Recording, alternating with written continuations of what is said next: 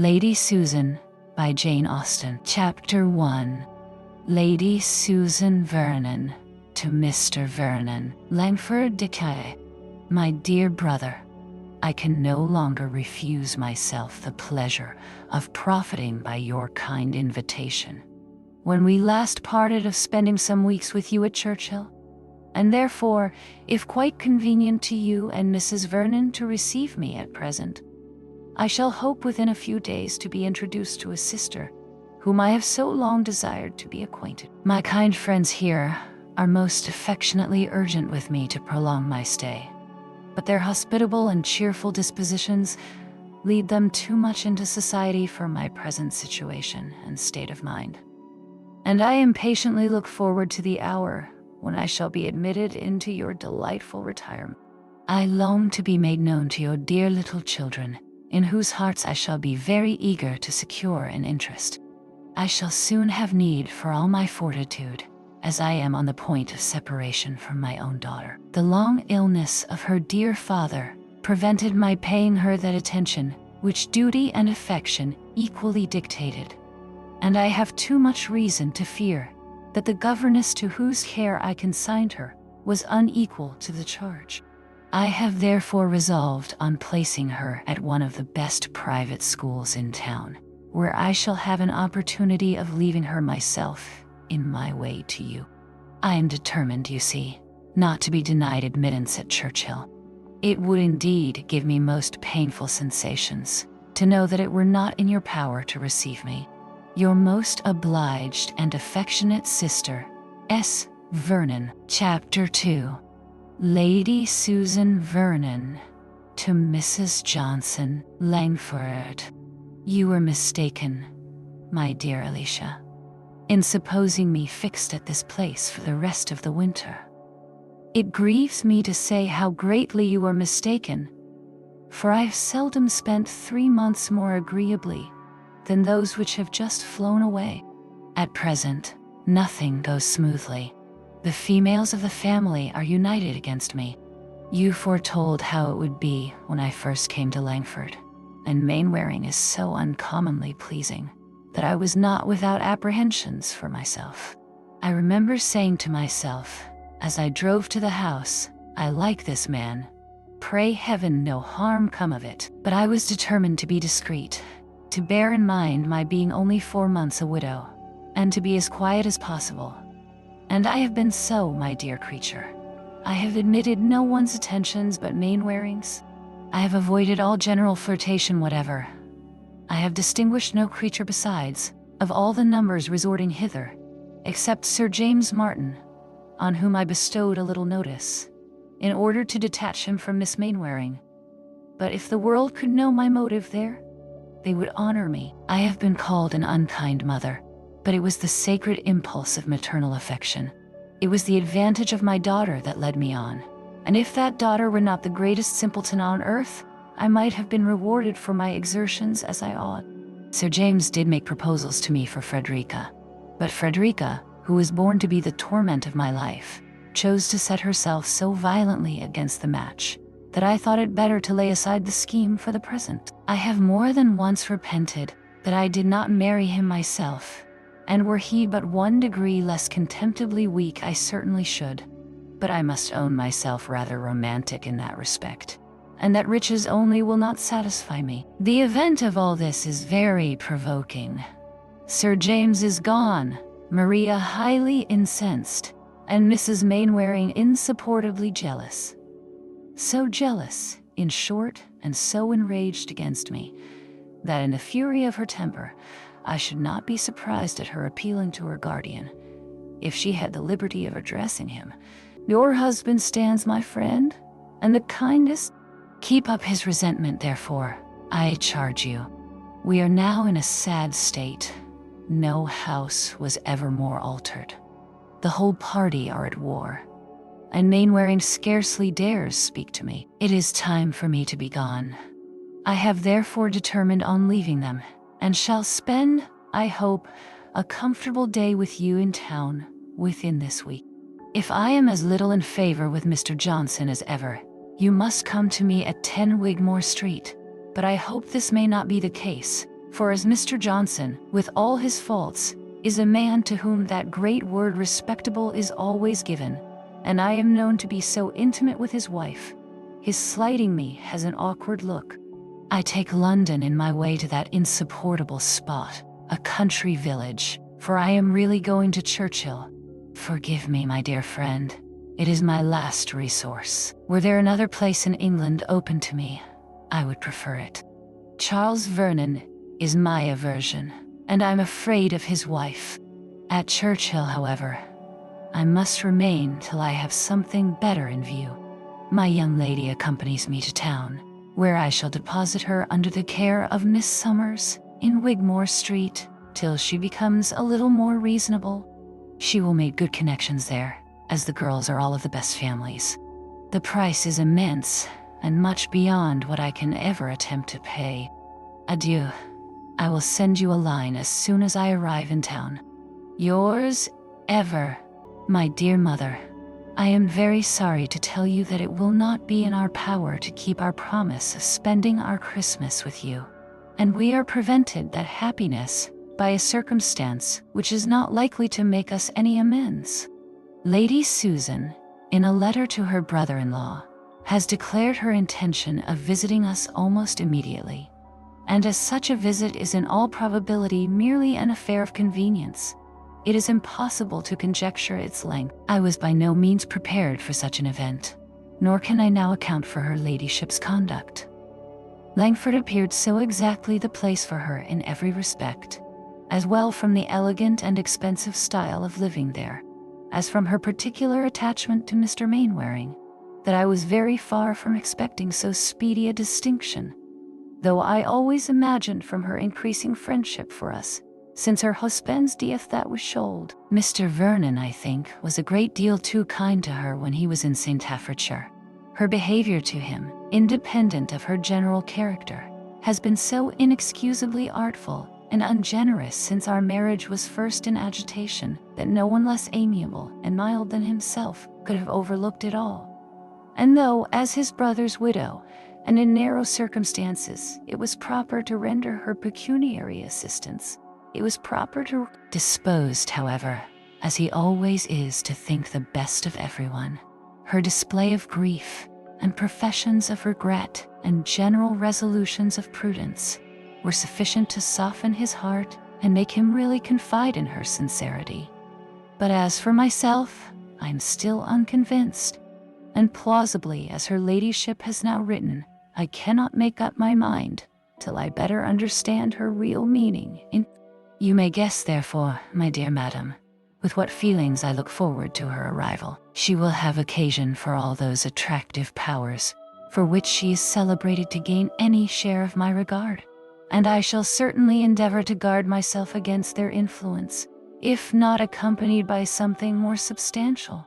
She expresses a most eager desire of being acquainted with me, and makes very gracious mention of my children. But I am not quite weak enough to suppose a woman who has behaved with inattention, if not with unkindness, to her own child, should be attached to any of mine. Miss Vernon is to be placed at a school in London before her mother comes to us, which I am glad of, for her sake and my own. It must be to her advantage to be separated from her mother, and a girl of 16 who has received so wretched an education could not be a very desirable companion here. Reginald has long wished, I know, to see the captivating Lady Susan, and we shall depend on his joining our party soon. I am glad to hear that my father continues so well, and am, with best love, and C. Catherine Vernon, Parklands. My dear sister, I congratulate you and Mr. Vernon on being about to receive into your family the most accomplished coquette in England.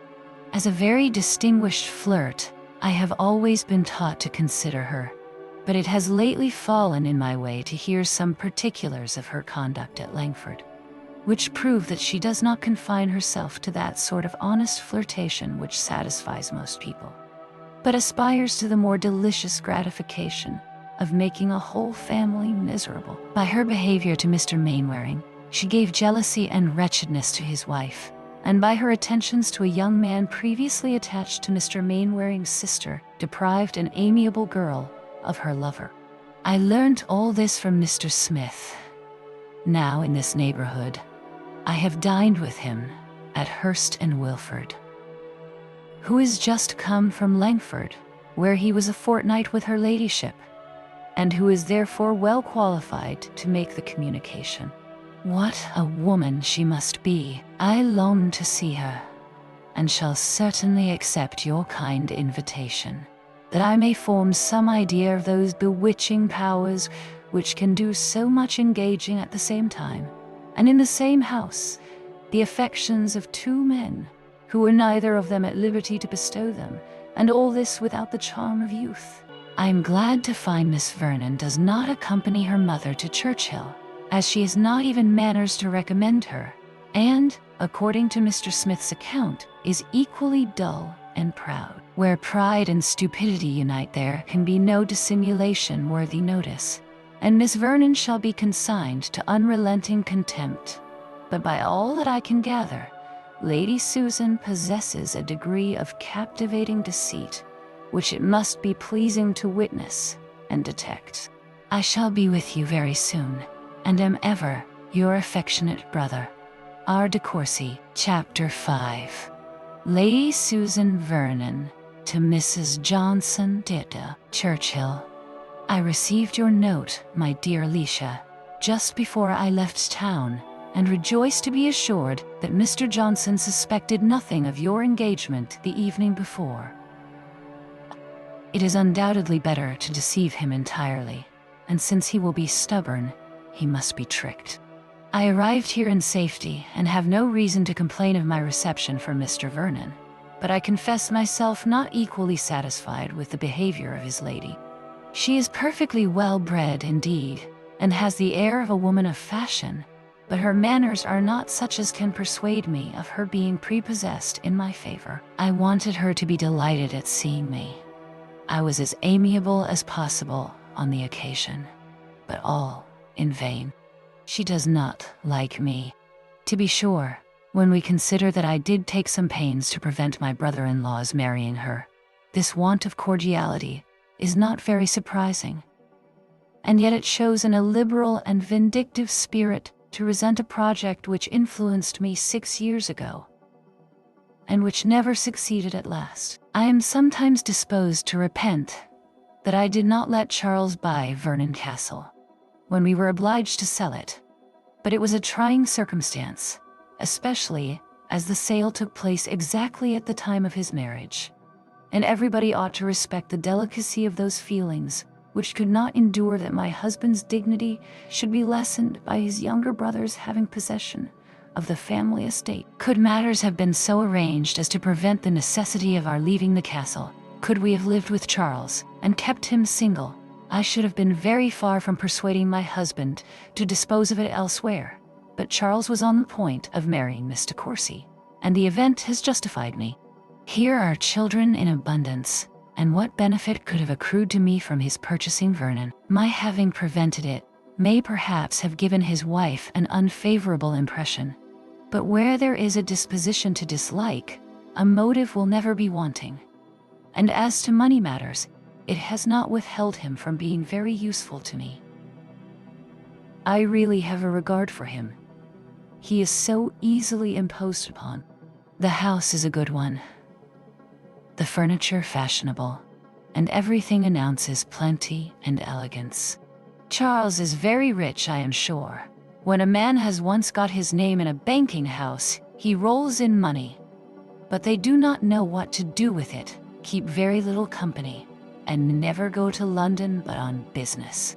We shall be as stupid as possible. I mean to win my sister-in-law's heart through the children. I know all their names already, and am going to attach myself with the greatest sensibility to one in particular, a young Frederick, whom I take on my lap and sigh over for his dear uncle's sake. Poor Mainwaring! I need not tell you how much I miss him, how perpetually he is in my thoughts.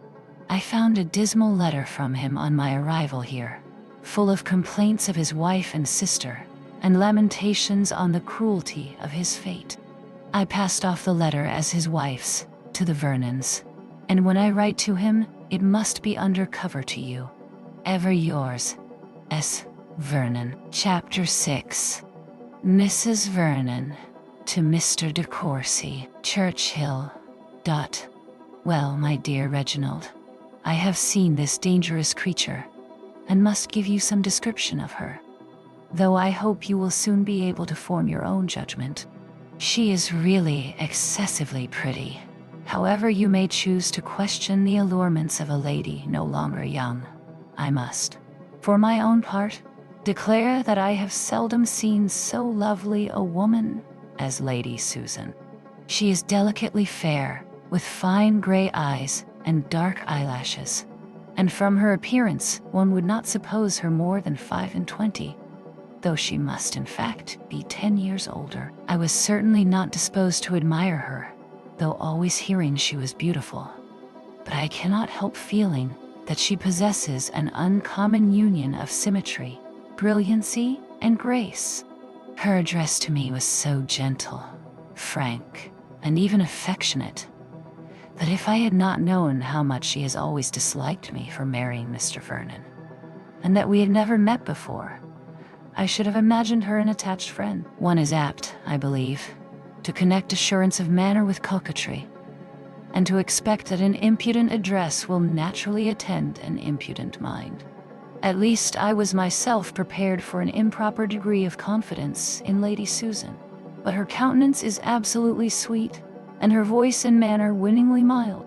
I am sorry it is so, for what is this but deceit?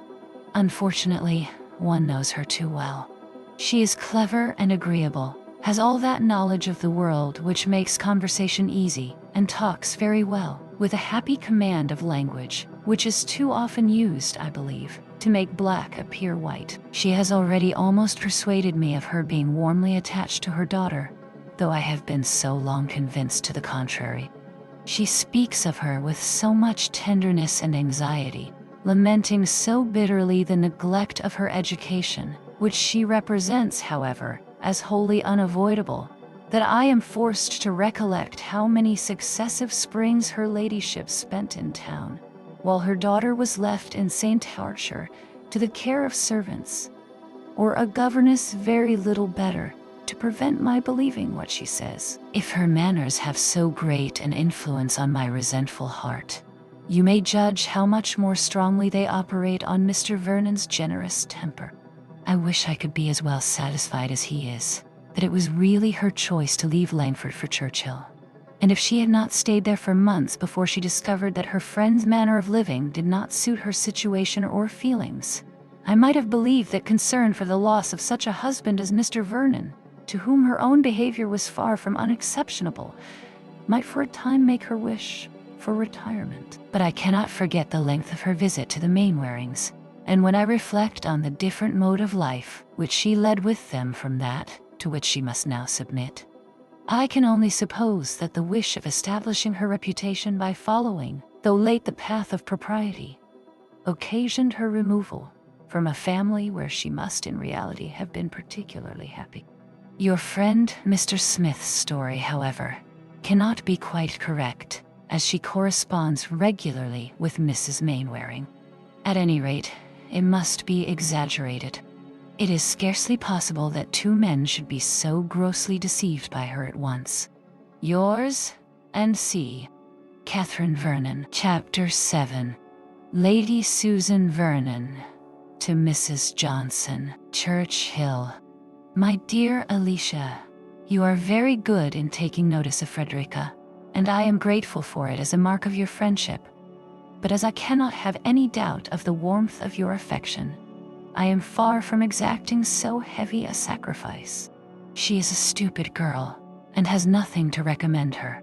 I would not, therefore, on my account, have you encumber one moment of your precious time by sending for her to Edward St. Treat, especially as every visit is so much deducted from the grand affair of education, which I really wish to have attended to while she remains at Miss Somers's. I want her to play and sing with some portion of taste, and a good deal of assurance, as she has my hand and arm and a tolerable voice. I was so much indulged in my infant years that I was never obliged to attend to anything, and consequently am without the accomplishments which are now necessary to finish a pretty woman. Not that I am an advocate for the prevailing fashion of acquiring a perfect knowledge of all languages, arts, and sciences. It is throwing time away to be mistress of French, Italian, and German, music, singing, and drawing, and will gain a woman some applause, but will not add one lover to her list. Grace and manner, after all, are of the greatest importance. I do not mean, therefore, that Frederica's acquirements should be more than superficial, and I flatter myself that she will not remain long enough at school to understand anything thoroughly. I hope to see her the wife of Sir James within a 12-month.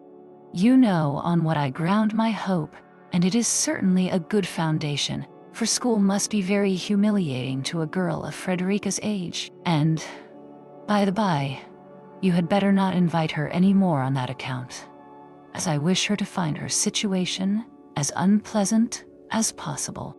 I am sure of Sir James at any time, and could make him renew his application by a line.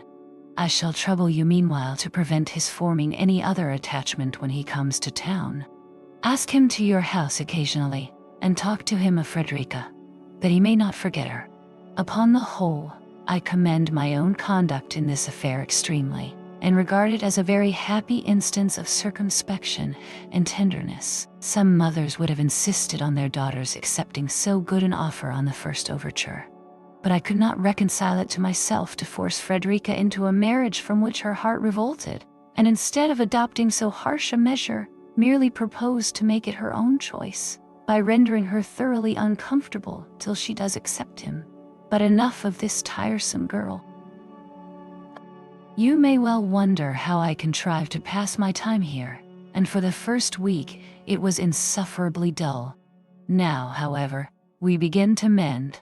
Our party is enlarged by Mrs. Vernon's brother, a handsome young man, who promises me some amusement. There is something about him which rather interests me, a sort of sauciness and familiarity which I shall teach him to correct. He is lively, and seems clever, and when I have inspired him with greater respect for me than his sister's kind offices have implanted, he may be an agreeable flirt. There is exquisite pleasure in subduing an insolent spirit, in making a person predetermined to dislike acknowledge one's superiority. I have disconcerted him already by my calm reserve, and it shall be my endeavor to humble the pride of these self-important de Courcys still lower, to convince Mrs. Vernon that her sisterly cautions have been bestowed in vain, and to persuade Reginald that she has scandalously belied me. This project will serve at least to amuse me, and prevent my feeling so acutely this dreadful separation from you and all whom I love. Yours ever, S. Vernon. Chapter 8. Mrs. Vernon to Lady de Courcy. Churchill. My dear mother, you must not expect Reginald back again for some time. He desires me to tell you that the present open weather induces him to accept Mr. Vernon's invitation to prolong his stay in Sussex, that they may have some hunting together. He means to send for his horses immediately, and it is impossible to say when you may see him in Kent. I will not disguise my sentiments on this change from you, my dear mother, though I think you had better not communicate them to my father, whose excessive anxiety about Reginald would subject him to an alarm which might seriously affect his health and spirits. Lady Susan has certainly contrived, in the space of a fortnight, to make my brother like her. In short, I am persuaded that his continuing here beyond the time originally fixed for his return is occasioned as much by a degree of fascination towards her, as by the wish of hunting with Mr. Vernon. And of course, I cannot receive that pleasure from the length of his visit, which my brother's company would otherwise give me. I am indeed provoked at the artifice of this unprincipled woman. What stronger proof of her dangerous abilities can be given than this perversion of Reginald's judgment, which, when he entered the house, was so decidedly against her. In his last letter, he actually gave me some particulars of her behavior at Langford, such as he received from a gentleman who knew her perfectly well, which, if true, must raise abhorrence against her, and which Reginald himself was entirely disposed to credit. His opinion of her, I am sure, was as low as of any woman in England, and when he first came, it was evident that he considered her as one entitled neither to delicacy nor respect, and that he felt she would be delighted with the attentions of any man inclined to flirt with her. Oh, or her behavior, I confess, has been calculated to do away with such an idea. I have not detected the smallest impropriety in it, nothing of vanity, of pretension, of levity, and she is altogether so attractive that I should not wonder at his being delighted with her, had he known nothing of her previous to this personal acquaintance. But, against reason, against conviction, to be so well pleased with her, as I am sure he is. His admiration was at first very strong, but no more than was natural, and I did not wonder at his being much struck by the gentleness and delicacy of her manners. But when he has mentioned her of late, it has been in terms of more extraordinary praise, and yesterday he actually said that he could not be surprised at any effect produced on the heart of man by such loveliness. And when I lamented in reply the badness of her disposition, this tendency to excuse her conduct or to forget it in the warmth of admiration vexes me.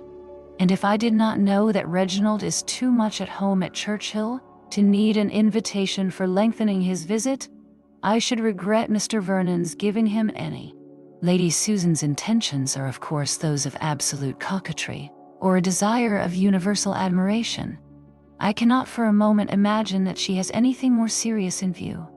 But it mortifies me to see a young man of Reginald's sense duped by her at all. I am, and C. Catherine Vernon. Chapter 9. Mrs. Johnson. To Lady S. Vernon. Edward St. Treat. My dearest friend, I congratulate you on Mr. de Courcy's arrival, and I advise you by all means to marry him. His father's estate is, we know, considerable, and I believe certainly entailed. Sir Reginald is very infirm, and not likely to stand in your way long. I hear the young man well spoken of, and though no one can really deserve you, my dearest Susan, Mr. de Courcy may be worth having. Mainwaring will storm, of course, but you easily pacify him. Besides, the most scrupulous point of honor could not require you to wait for his emancipation. I have seen Sir James. He came to town for a few days last week, and called several times in Edward St. Treat. I talked to him about you and your daughter, and he is so far from having forgotten you, that I am sure he would marry either of you with pleasure. I gave him hopes of Frederica's relenting, and told him a great deal of her improvements. I scolded him for making love to Maria Mainwaring. He protested that he had been only in joke, and we both laughed heartily at her disappointment, and in short, were very agreeable. He's as silly as ever. Yours faithfully, Alicia. Chapter 10. Lady Susan Vernon to Mrs. Johnson. Churchill. And I am much obliged to you, my dear friend, for your advice respecting Mr. de Courcy, which I know was given with the full conviction of its expediency, though I am not quite determined on following it. I cannot easily resolve on anything so serious as marriage, especially as I am not at present in want of money, and might perhaps, till the old gentleman's death, be very little benefited by the match. It is true that I am vain enough to believe it within my reach. I have made him sensible of my power, and can now enjoy the pleasure of triumphing over a mind prepared to dislike me, and prejudiced against all my past actions. His sister, too, is, I hope, convinced how little the ungenerous representations of anyone to the disadvantage of another will avail when opposed by the immediate influence of intellect and manner. I see plainly that she is uneasy at my progress in the good opinion of her brother, and conclude that nothing will be wanting on her part to counteract me. But having once made him doubt the justice of her opinion of me, I think I may defy her. It has been delightful to me to watch his advances towards intimacy, especially to observe his altered manner in consequence of my repressing, by the cool dignity of my deportment, his insolent approach to direct familiarity. My conduct has been equally guarded from the first, and I never behaved less like a coquette in the whole course of my life, though perhaps my desire of dominion was never more decided. I have subdued him entirely by sentiment and serious conversation, and made him, I may venture to say, at least half in love with me, without the semblance of the most commonplace flirtation. Mrs. Vernon's consciousness of deserving every sort of revenge that it can be in my power to inflict for her ill offices could alone enable her to perceive that I am actuated by any design and behavior so gentle and unpretending. Let her think and act as she chooses, however. I have never yet found that the advice of a sister could prevent a young man's being in love if he chose. We are advancing now to some kind of confidence, and in short, are likely to be engaged in a sort of platonic friendship. On my side, you may be sure of its never being more. For if I were not attached to another person as much as I can be to anyone, I should make a point of not bestowing my affection on a man who had dared to think so meanly of me. Reginald has a good figure, and is not unworthy the praise you have heard given him, but is still greatly inferior to our friend at Langford. He is less polished, less insinuating than Mainwaring, and is comparatively deficient in the power of saying those delightful things which put one in good humor with oneself and all the world. He is quite agreeable enough, however, to afford me amusement, and to make many of those hours pass very pleasantly which would otherwise be spent in endeavoring to overcome my sister-in-law's reserve, and listening to the insipid talk of her husband. Your account of Sir James is most satisfactory, and I mean to give Miss Frederica a hint of my intentions very soon. Yours, and C. S. Vernon. Churchill. I really grow quite uneasy, my dearest mother, about Reginald, from witnessing the very rapid increase of Lady Susan's influence.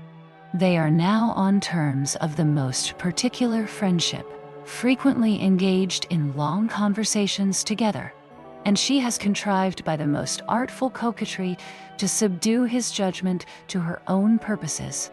It is impossible to see the intimacy between them so very soon established without some alarm, though I can hardly suppose that Lady Susan's plans extend to marriage. I wish you could get Reginald home again on any plausible pretense. He is not at all disposed to leave us, and I have given him as many hints of my father's precarious state of health as common decency will allow me to do in my own house. Her power over him must now be boundless, as she has entirely effaced all his former ill opinion, and persuaded him not merely to forget, but to justify her conduct. Mr. Smith's account of her proceedings at Langford, where he accused her of having made Mr. Mainwaring and a young man engaged to Miss Mainwaring distractedly in love with her, which Reginald firmly believed when he came here, is now, he is persuaded, only a scandalous invention. He has told me so with a warmth of manner which spoke his regret at having believed the contrary himself.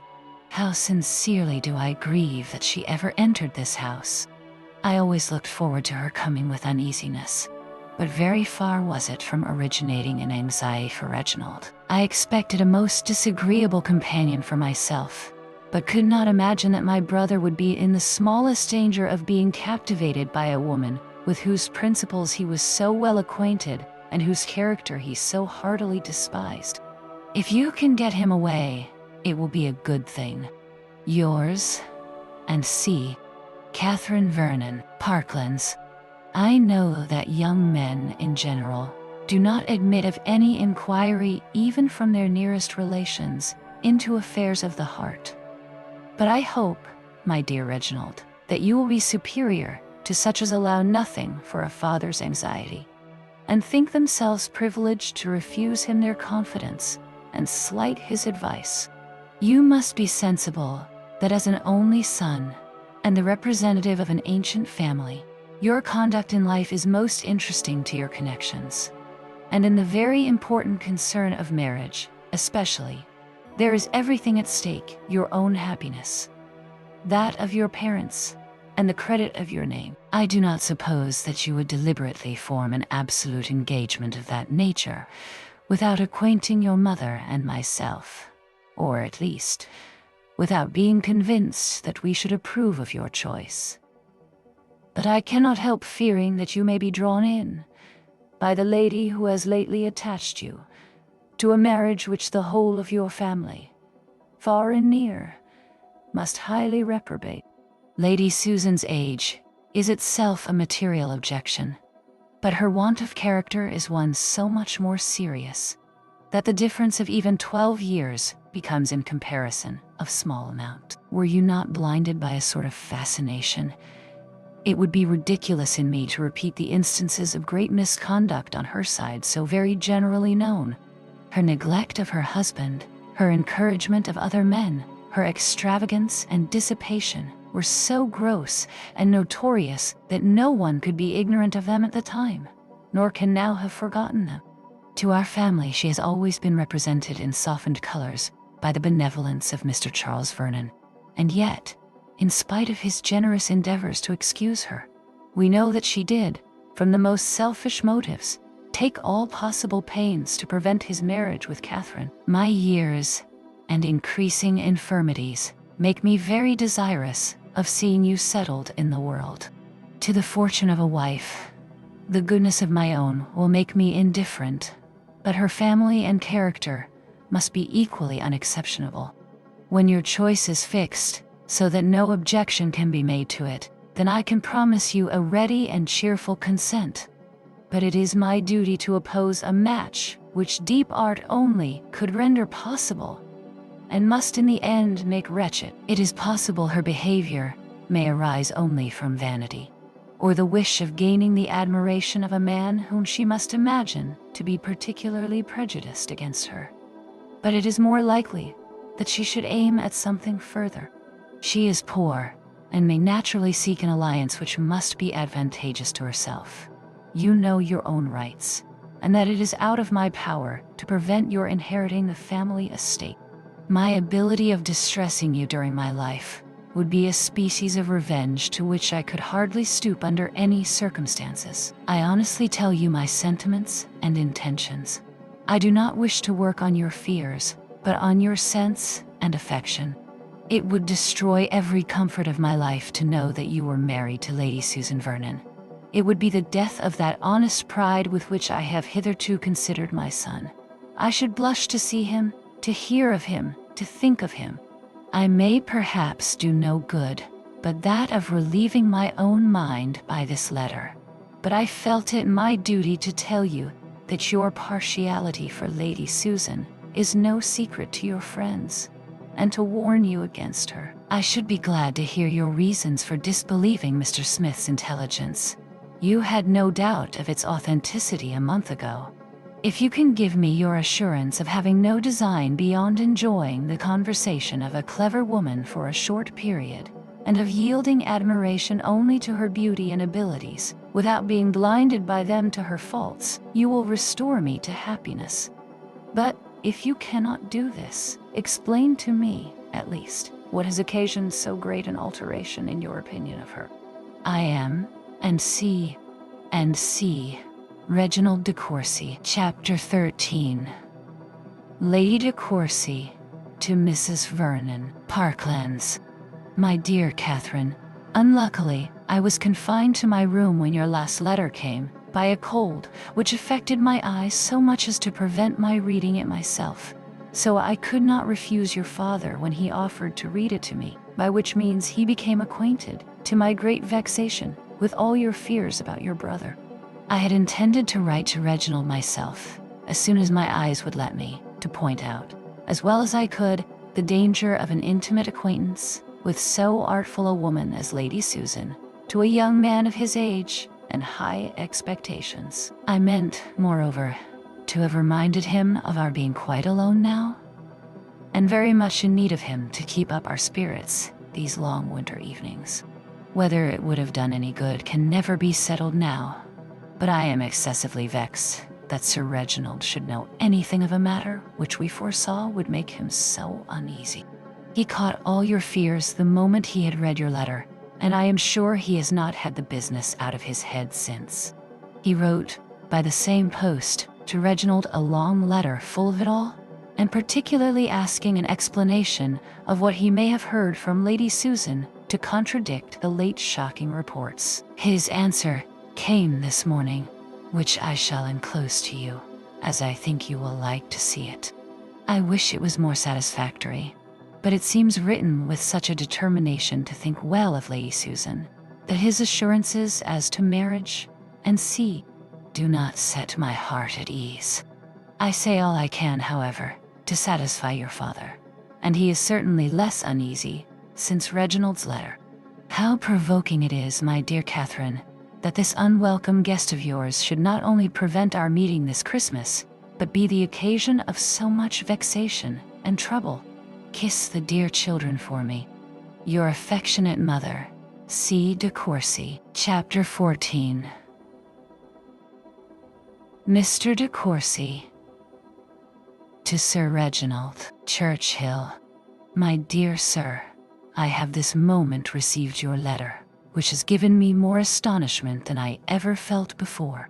I am to thank my sister, I suppose, for having represented me in such a light as to injure me in your opinion, and give you all this alarm. I know not why she should choose to make herself and her family uneasy by apprehending an event which no one but herself, I can affirm, would ever have thought possible. To impute such a design to Lady Susan would be taking from her every claim to that excellent understanding which her bitterest enemies have never denied her. And equally low must sink my pretensions to common sense if I am suspected of matrimonial views in my behavior to her.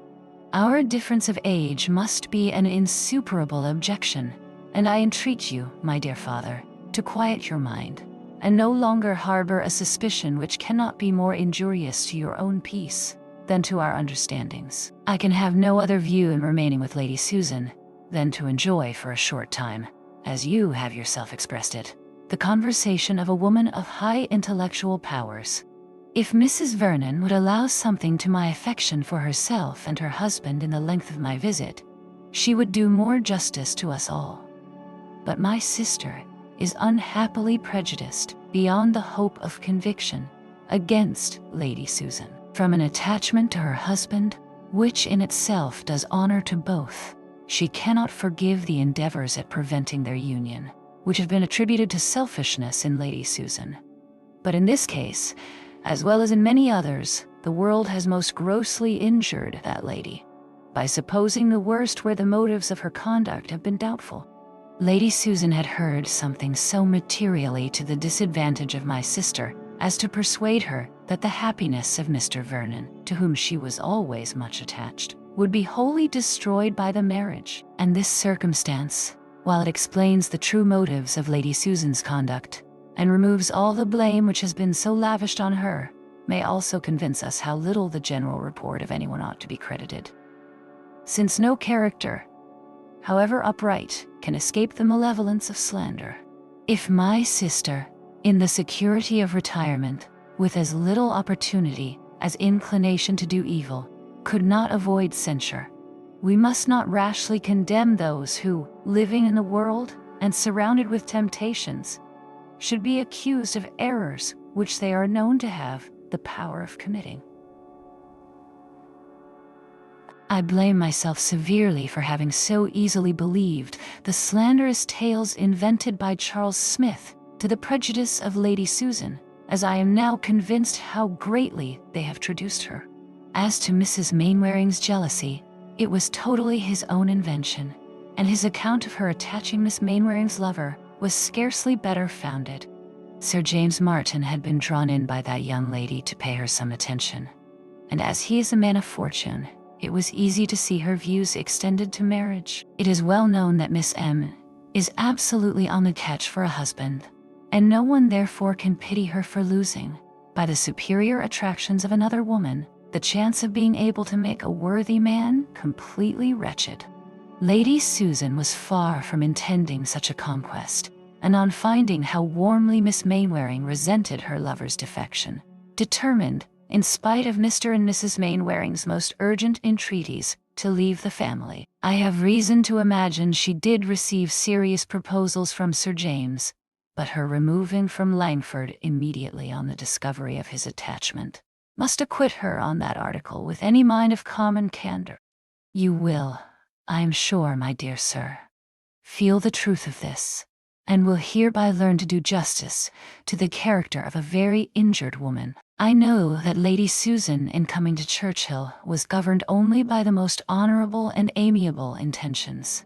Her prudence and economy are exemplary, her regard for Mr. Vernon equal even to his deserts, and her wish of obtaining my sister's good opinion merits a better return than it has received. As a mother, she is unexceptionable. Her solid affection for her child is shown by placing her in hands where her education will be properly attended to. But because she has not the blind and weak partiality of most mothers, she is accused of wanting maternal tenderness. Every person of sense, however, will know how to value and commend her well-directed affection, and will join me in wishing that Frederica Vernon may prove more worthy than she has yet done of her mother's tender care.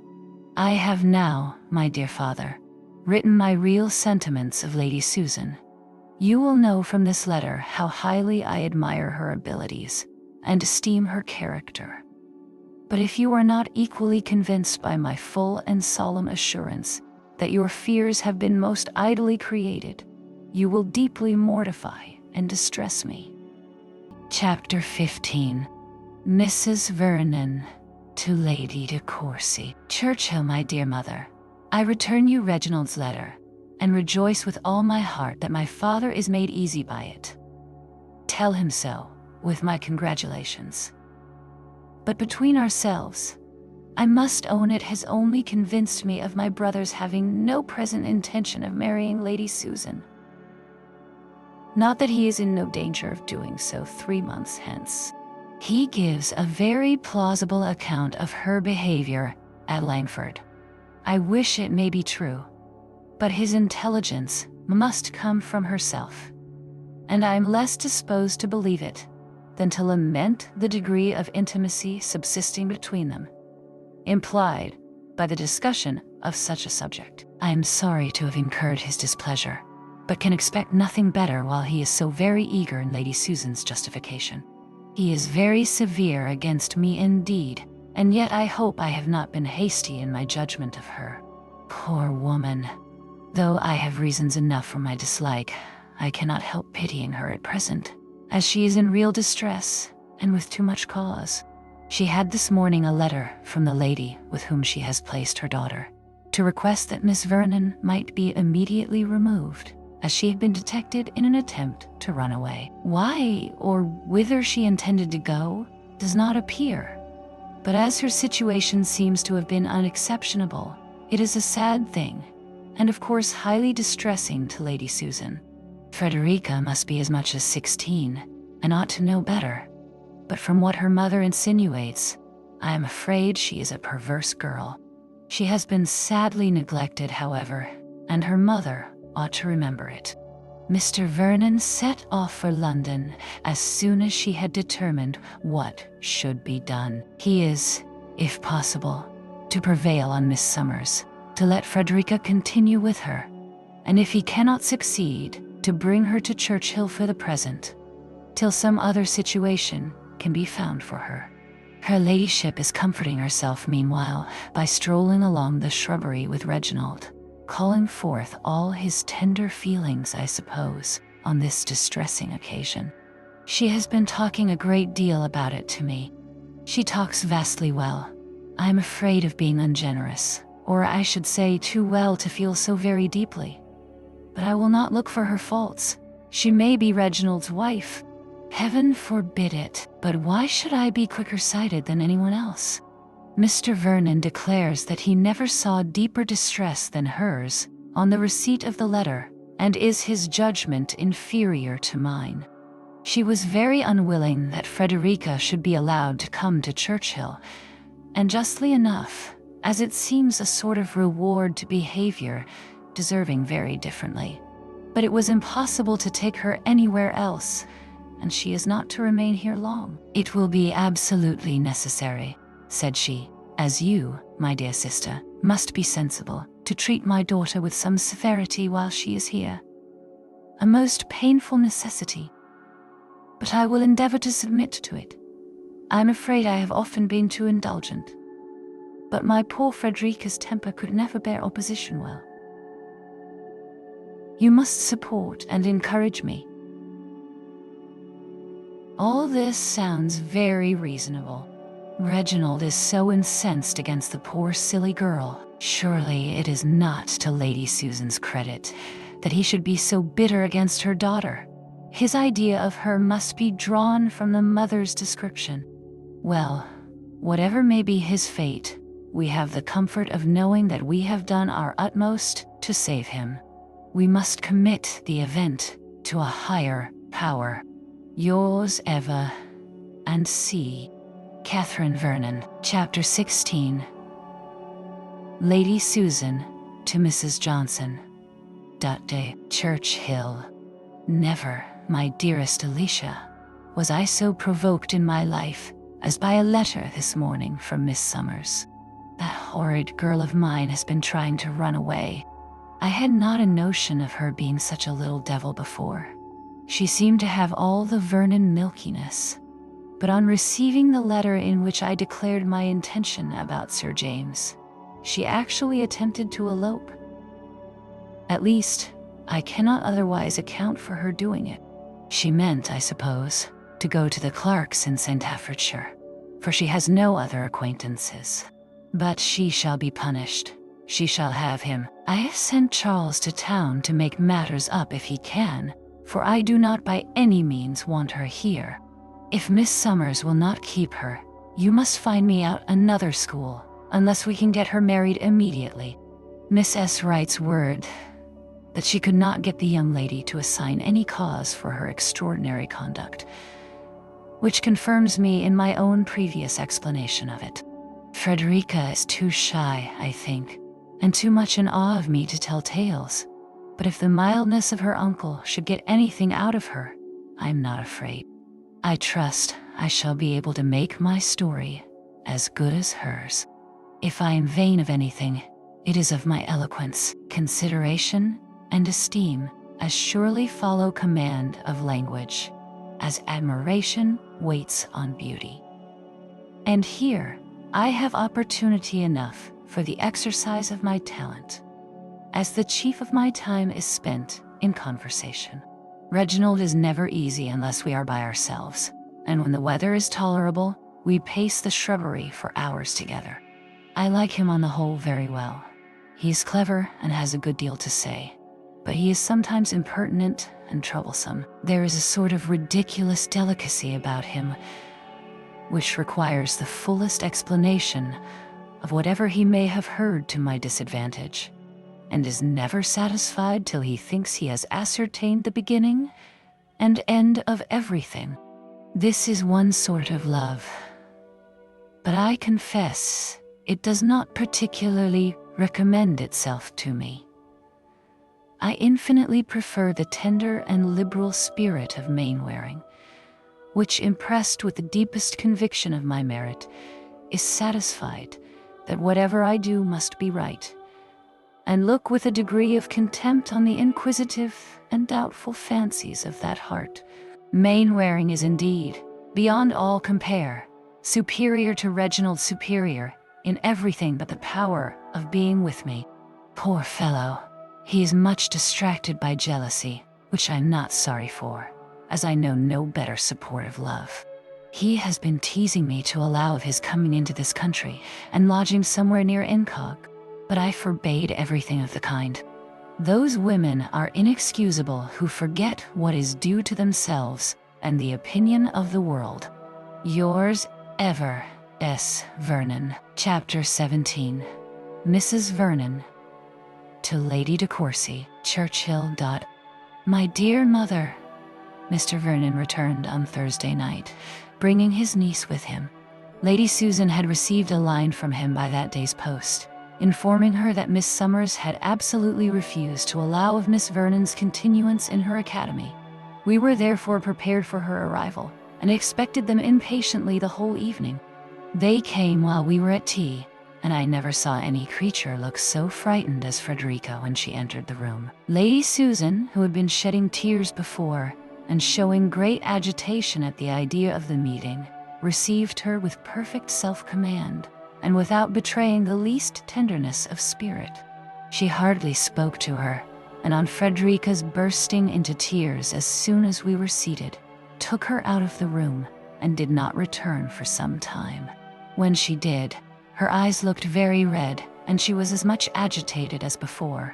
We saw no more of her daughter. Poor Reginald was beyond measure concerned to see his fair friend in such distress, and watched her with so much tender solicitude that I, who occasionally caught her, observing his countenance with exultation, was quite out of patience.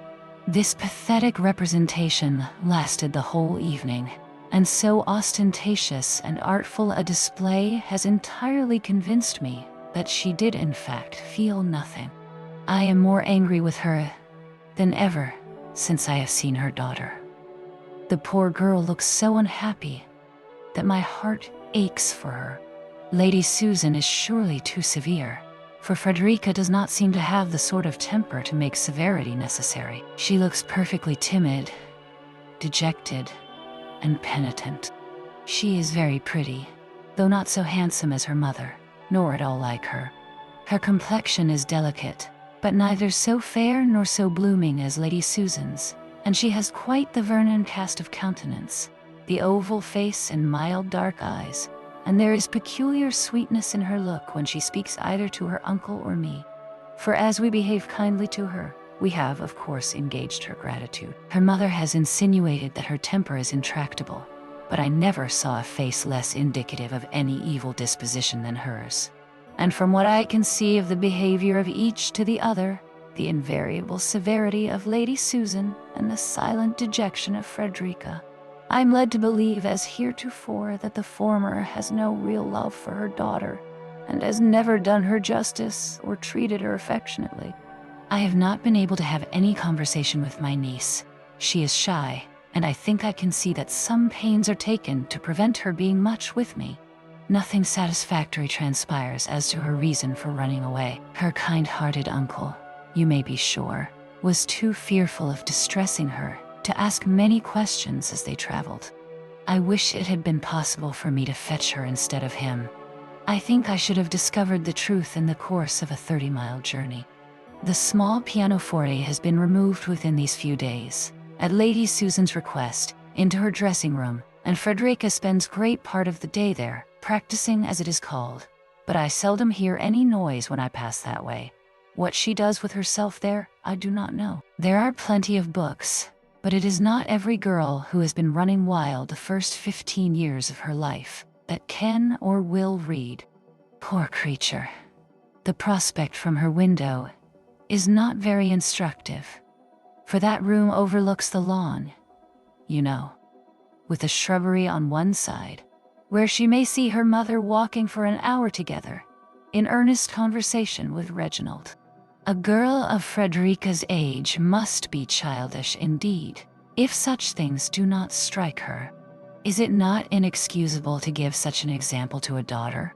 Yet Reginald still thinks Lady Susan the best of mothers, and still condemns Frederica as a worthless girl. He is convinced that her attempt to run away proceeded from no justifiable cause, and had no provocation.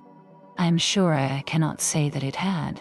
But while Miss Summers declares that Miss Vernon showed no signs of obstinacy or perverseness during her whole stay in Wigmore St. Treat, till she was detected in this scheme, I cannot so readily credit what Lady Susan has made him, and wants to make me believe that it was merely an impatience of restraint and a desire of escaping from the tuition of masters which brought on the plan of envelopment. Oh, Reginald, how is your judgment enslaved? He scarcely dares even allow her to be handsome, and when I speak of her beauty, replies only that her eyes have no brilliancy. Sometimes he is sure she is deficient in understanding, and at others that her temper only is in fault. In short, when a person is always to deceive, it is impossible to be consistent. Lady Susan finds it necessary that Frederica should be to blame, and probably has sometimes judged it expedient to accuse her of ill nature, and sometimes to lament her want of sense. Reginald is only repeating after her ladyship. I remain, N.C.I. N.C. Catherine Vernon, Churchill. My dear mother, I am very glad to find that my description of Frederica Vernon has interested you, for I do believe her truly deserving of your regard. And when I have communicated a notion which has recently struck me, your kind impressions in her favor will, I am sure, be heightened. I cannot help fancying that she is growing partial to my brother. I so very often see her eyes fixed on his face, with a remarkable expression of pensive admiration. He is certainly very handsome, and yet more, there is an openness in his manner that must be highly prepossessing, and I am sure she feels it so. Thoughtful and pensive in general, her countenance always brightens into a smile when Reginald says anything amusing. And let the subject be ever so serious that he may be conversing on, I am much mistaken if a syllable of his uttering escapes her. I want to make him sensible of all this, for we know the power of gratitude on such a heart as his. And could Frederica's artless affection detach him from her mother, we might bless the day which brought her to Churchill. I think, my dear mother, you would not disapprove of her as a daughter. She is extremely young, to be sure, has had a wretched education, and a dreadful example of levity in her mother. But yet I can pronounce her disposition to be excellent, and her natural abilities very good. Though totally without accomplishments, she is by no means so ignorant as one might expect to find her, being fond of books and spending the chief of her time in reading.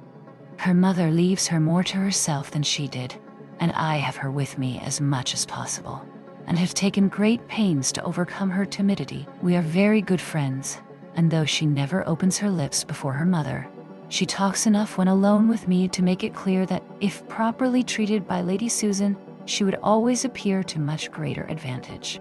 There cannot be a more gentle, affectionate heart, or more obliging manners when acting without restraint, and her little cousins are all very fond of her. Your affectionate daughter, C. Vernon, Churchill. You will be eager, I know, to hear something further of Frederica, and perhaps may think me negligent for not writing before.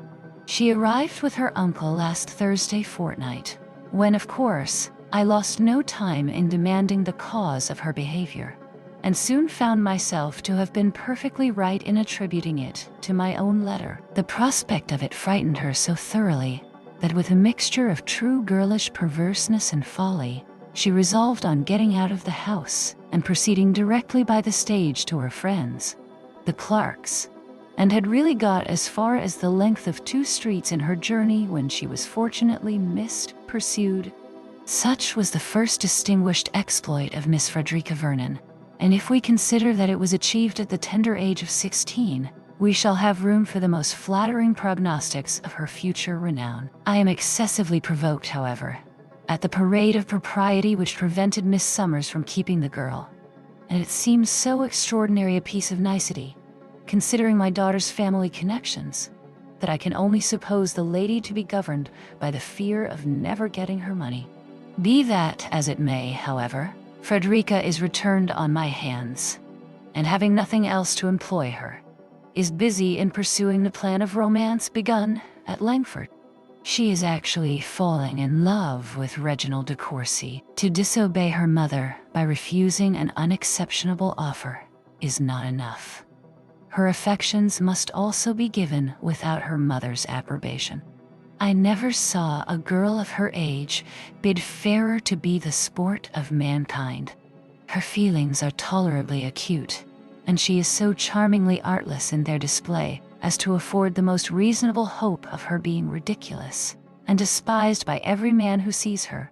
Artlessness will never do in love matters, and that girl is born a simpleton who has it either by nature or affectation. I am not yet certain that Reginald sees what she is about, nor is it of much consequence. She is now an object of indifference to him, and she would be one of contempt were he to understand her emotions. Her beauty is much admired by the Vernons, but it has no effect on him. She is in high favor with her aunt altogether, because she is so little like myself, of course. She is exactly the companion for Mrs. Vernon, who dearly loves to be firm, and to have all the sense and all the wit of the conversation to herself. Frederica will never eclipse her. When she first came, I was at some pains to prevent her seeing much of her aunt. But I have relaxed, as I believe I may depend on her observing the rules I have laid down for their discourse. But do not imagine that with all this lenity I have, for a moment, given up my plan of her marriage. No, I am unalterably fixed on this point, though I have not yet quite decided on the manner of bringing it about. I should not choose to have the business brought on here, and canvassed by the wise heads of Mr. and Mrs. Vernon, and I cannot just now afford to go to town. Miss Frederica must therefore wait a little. Yours ever, S. Vernon. Chapter 20. Mrs. Vernon. To Lady de Courcy. Churchill. We have a very unexpected guest with us at present, my dear mother. He arrived yesterday. I heard a carriage at the door, as I was sitting with my children while they dined, and supposing I should be wanted, left the nursery soon afterwards, and was halfway downstairs, when Frederica, as pale as ashes, came running up and rushed by me into her own room. I instantly followed, and asked her what was the matter. "Oh," said she, "he is come. Sir James is come, and what shall I do?" This was no explanation. I begged her to tell me what she meant. At that moment, we were interrupted by a knock at the door. It was Reginald, who came, by Lady Susan's direction, to call Frederica down. "It is Mr. de Courcy," said she, coloring violently. "Mamma has sent for me. I must go." We all three went down together, and I saw my brother examining the terrified face of Frederica with surprise. In the breakfast room we found Lady Susan, and a young man of gentlemanlike appearance, whom she introduced by the name of Sir James Martin, the very person, as you may remember, whom it was said she had been at pains to detach from Miss Mainwaring. But the conquest, it seems, was not designed for herself, or she has since transferred it to her daughter. For Sir James is now desperately in love with Frederica, and with full encouragement from Mamma. The poor girl, however, I am sure, dislikes him, and though his person and address are very well, he appears, both to Mr. Vernon and me, a very weak young man. Frederica looked so shy, so confused, when we entered the room, that I felt for her exceedingly. Lady Susan behaved with great attention to her visitor, and yet I thought I could perceive that she had no particular pleasure in seeing him. Sir James talked a great deal, and made many civil excuses to me for the liberty he had taken in coming to Churchill, mixing more frequent laughter with his discourse than the subject required, said many things over and over again, and told Lady Susan 3 times that he had seen Mrs. Johnson a few evenings before. He now and then addressed Frederica, but more frequently her mother. The poor girl sat all this time without opening her lips, her eyes cast down, and her color varying every instant, while Reginald observed all that passed in perfect silence. At length Lady Susan, weary, I believe, of her situation, proposed walking, and we left the 2 gentlemen together to put on our pelisses. As we went upstairs, Lady Susan begged permission to attend me for a few moments in my dressing room, as she was anxious to speak with me in private. I led her thither accordingly, and as soon as the door was closed, she said, "I was never more surprised in my life than by Sir James's arrival, and the suddenness of it requires some apology to you, my dear sister. Though to me, as a mother, it is highly flattering. He is so extremely attached to my daughter that he could not exist longer without seeing her. Sir James is a young man of an amiable disposition and excellent character. A little too much of the rattle, perhaps, but a year or two will rectify that. And he is in other respects so very eligible a match for Frederica that I've always observed his attachment with the greatest pleasure, and am persuaded that you and my brother will give the alliance your hearty approbation. I have never before mentioned the likelihood of its taking place to anyone, because I thought that whilst Frederica continued at school, it had better not be known to exist. But now, as I am convinced that Frederica is too old ever to submit to school confinement, and have, therefore, begun to consider her union with Sir James as not very distant, I had intended within a few days to acquaint yourself and Mr. Vernon with the whole business. I am sure, my dear sister, you will excuse my remaining silent so long, and agree with me that such circumstances, while they continue from any cause in suspense, cannot be too cautiously concealed. When you have the happiness of bestowing your sweet little Catherine some years hence on a man who in connection and character is alike unexceptionable, you will know what I feel now, though, thank heaven, you cannot have all my reasons for rejoicing in such an event. Catherine will be amply provided for, and not, like my Frederica, indebted to a fortunate establishment for the comforts of life. She concluded by demanding my congratulations. I gave them somewhat awkwardly, I believe, for, in fact, the sudden disclosure of so important a matter took from me the power of speaking with any clearness. She thanked me, however, most affectionately for my kind concern in the welfare of herself and daughter, and then said, "I am not apt to deal in professions, my dear Mrs. Vernon, and I never had the convenient talent of affecting sensations foreign to my heart, and therefore I trust you will believe me when I declare that much as I had heard in your praise before I knew you, I had no idea that I should ever love you as I now do. I only wish that they, whoever they are, to whom I am indebted for such kind intentions, could see the terms on which we now are together, and understand the real affection we feel for each other. But I will not detain you any longer. God bless you for your goodness to me and my girl, and continue to you all your present happiness. What can one say of such a woman, my dear mother? Such earnestness, such solemnity of expression, and yet I cannot help suspecting the truth of everything she says. As for Reginald, I believe he does not know what to make of the matter. When Sir James came, he appeared all astonishment and perplexity. The folly of the young man and the confusion of Frederica entirely engrossed him, and though a little private discourse with Lady Susan has since had its effect, he is still hurt, I am sure, at her allowing of such a man's attentions to her daughter. Sir James invited himself with great composure to remain here a few days, hoped we would not think it odd, was aware of its being very impertinent, but he took the liberty of a relation, and concluded by wishing, with a laugh, that he might be really one very soon. Even Lady Susan seemed a little disconcerted by this forwardness. In her heart, I am persuaded she sincerely wished him gone. But something must be done for this poor girl. If her feelings are such as both I and her uncle believe them to be, she must not be sacrificed to policy or ambition, and she must not be left to suffer from the dread of it. The girl whose heart can distinguish Reginald de Courcy deserves, however he may slight her, a better fate than to be Sir James Martin's wife. As soon as I can get her alone, I will discover the real truth. But she seems to wish to avoid me. I hope this does not proceed from anything wrong, and that I shall not find out I have thought too well of her. Her behavior to Sir James certainly speaks the greatest consciousness and embarrassment, but I see nothing in it more like encouragement.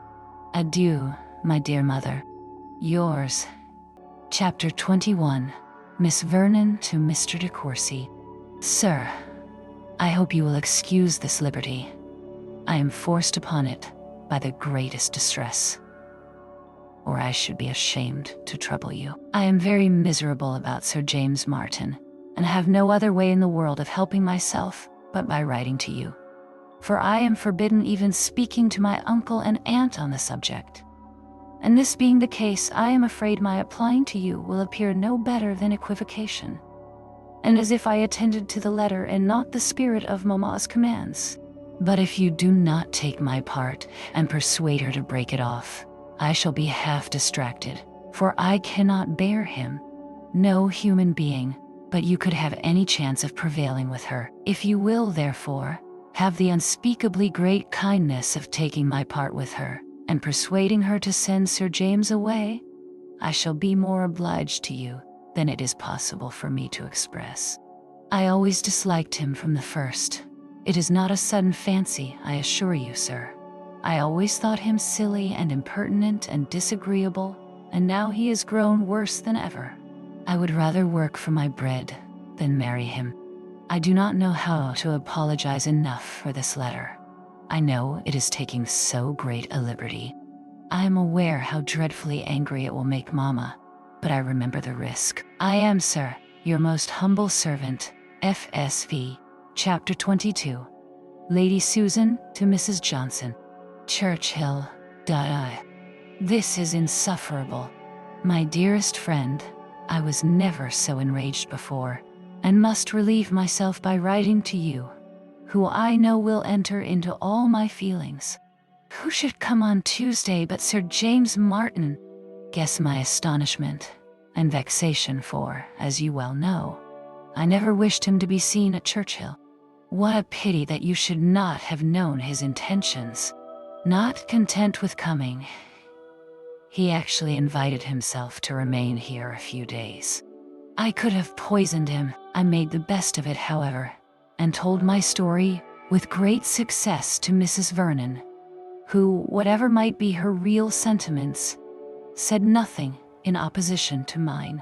I made a point also of Frederica's behaving civilly to Sir James, and gave her to understand that I was absolutely determined on her marrying him. She said something of her misery, but that was all. I have for some time been more particularly resolved on the match from seeing the rapid increase of her affection for Reginald, and from not feeling secure that a knowledge of such affection might not in the end awaken a return. Contemptible as a regard founded only on compassion must make them both in my eyes. I felt by no means assured that such might not be the consequence. It is true that Reginald had not in any degree grown cool towards me, but yet he has lately mentioned Frederica spontaneously and unnecessarily, and once said something in praise of her person. He was all astonishment at the appearance of my visitor, and at first observed Sir James with an attention which I was pleased to see not unmixed with jealousy.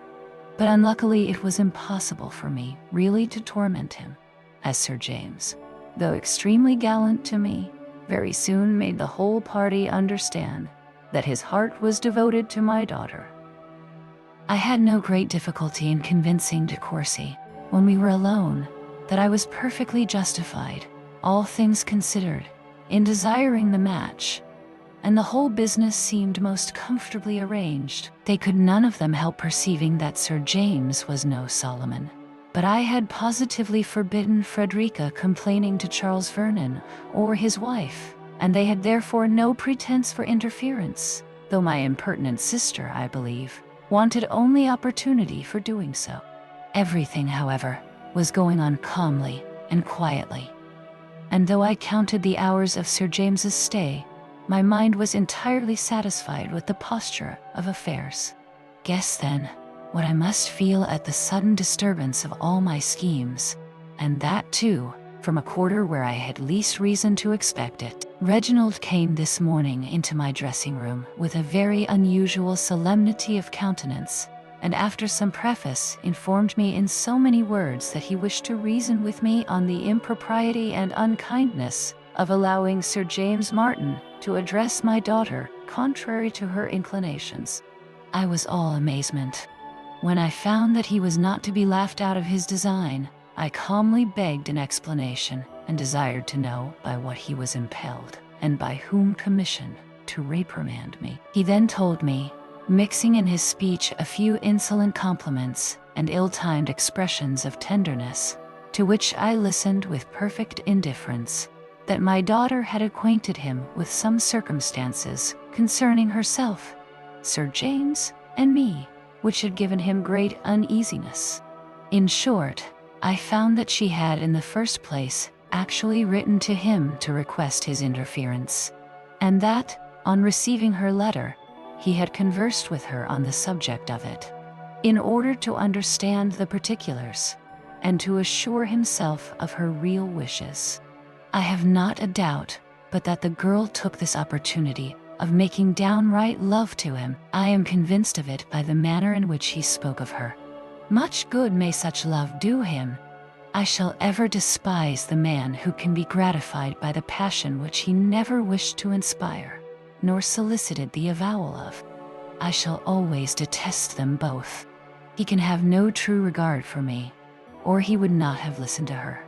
And she, with her little rebellious heart and indelicate feelings, to throw herself into the protection of a young man with whom she has scarcely ever exchanged 2 words before. I am equally confounded at her impudence and his credulity. How dared he believe what she told him in my disfavor? Ought he not to have felt assured that I must have unanswerable motives for all that I had done? Where was his reliance on my sense and goodness then? Where the resentment which true love would have dictated against the person defaming me, that person, too, a chit, a child, without talent or education, whom he had been always taught to despise? I was calm for some time, but the greatest degree of forbearance may be overcome, and I hope I was afterwards sufficiently keen. He long endeavored, to soften my resentment. But that woman is a fool indeed who, while insulted by accusation, can be worked on by compliments. At length he left me, as deeply provoked as myself, and he showed his anger more. I was quite cool, but he gave way to the most violent indignation. I may therefore expect it will the sooner subside, and perhaps his may be vanished forever, while mine will be found still fresh and implacable. He is now shut up in his apartment, whither I heard him go on leaving mine. How unpleasant, one would think, must be his reflections. But some people's feelings are incomprehensible. I have not yet tranquilized myself enough to see Frederica. She shall not soon forget the occurrences of this day. She shall find that she has poured forth her tender tale of love in vain. Your affectionate S. Vernon. Chapter 23. Mrs. Vernon, to Lady de Courcy. Churchill. Let me congratulate you, my dearest mother. The affair, which has given us so much anxiety, is drawing to a happy conclusion. Our prospect is most delightful, and since matters have now taken so favorable a turn, I am quite sorry that I ever imparted my apprehensions to you, for the pleasure of learning that the danger is over is perhaps dearly purchased by all that you have previously suffered. I am so much agitated by delight that I can scarcely hold a pen, but am determined to send you a few short lines by James, that you may have some explanation of what must so greatly astonish you, as that Reginald should be returning to Parklands. I was sitting about half an hour ago with Sir James in the breakfast parlor, when my brother called me out of the room. I instantly saw that something was the matter. His complexion was raised, and he spoke with great emotion. You know his eager manner, my dear mother, when his mind is interested. Catherine, said he, I am going home today. I am sorry to leave you, but I must go. It is a great while since I have seen my father and mother. I am going to send James forward with my hunters immediately. If you have any letter, therefore, he can take it. I shall not be at home myself till Wednesday or Thursday, as I shall go through London, where I have business. But before I leave you, he continued, speaking in a lower tone and with still greater energy. I must warn you. Of one thing, do not let Frederica Vernon be made unhappy by that Martin. He wants to marry her. Her mother promotes the match, but she cannot endure the idea of it. Be assured that I speak from the fullest conviction of the truth of what I say. I know that Frederica is made wretched by Sir James's continuing here. She is a sweet girl and deserves a better fate. Send him away immediately. He is only a fool, but what her mother can mean, heaven only knows. Goodbye, he added, shaking my hand with earnestness. I do not know when you will see me again. But remember what I tell you of Frederica. You must make it your business to see justice done her. She is an amiable girl, and has a very superior mind to what we have given her credit for. He then left me, and ran upstairs. I would not try to stop him, for I knew what his feelings must be, the nature of mine, as I listened to him. I need not attempt to describe. For a minute or two, I remained in the same spot, overpowered by wonder of a most agreeable sort indeed. Yet it required some consideration to be tranquilly happy. In about 10 minutes after my return to the parlor, Lady Susan entered the room. I concluded, of course, that she and Reginald had been quarreling, and looked with anxious curiosity for a confirmation of my belief in her face. Mistress of deceit, however, she appeared perfectly unconcerned, and after chatting on indifferent subjects for a short time, said to me, I find from Wilson that we are going to lose Mr. de Courcy. Is it true that he leaves Churchill this morning? I replied that it was. He told us nothing of all this last night, said she, laughing, or even this morning at breakfast. But perhaps he did not know it himself. Young men are often hasty in their resolutions, and not more sudden in forming than unsteady in keeping them. I should not be surprised if he were to change his mind at last, and not go. She soon afterwards left the room. I trust, however, my dear mother, that we have no reason to fear an alteration of his present plan. Things have gone too far. They must have quarreled, and about Frederica too. Her calmness astonishes me. What delight will be yours in seeing him again, in seeing him still worthy your esteem, still capable of forming your happiness. When I next write, I shall be able to tell you that Sir James is gone, Lady Susan vanquished, and Frederica at peace. We have much to do, but it shall be done. I am all impatience to hear how this astonishing change was effected. I finish as I began, with the warmest congratulations. Yours ever, and C. Chapter 24, From the Same to the Same. Churchill. Little did I imagine, my dear mother, when I sent off my last letter, that the delightful perturbation of spirits I was then in would undergo so speedy, so melancholy a reverse. I never can sufficiently regret that I wrote to you at all. Yet, who could have foreseen what has happened? My dear mother, every hope which made me so happy only 2 hours ago has vanished. The quarrel between Lady Susan and Reginald is made up, and we are all as we were before. One point only is gained. Sir James Martin is dismissed. What are we now to look forward to? I am indeed disappointed. Reginald was all but gone. His horse was ordered, and all but brought to the door. Who would not have felt safe? For half an hour, I was in momentary expectation of his departure. After I had sent off my letter to you, I went to Mr. Vernon and sat with him in his room talking over the whole matter, and then determined to look for Frederica, whom I had not seen since breakfast. I met her on the stairs and saw that she was crying.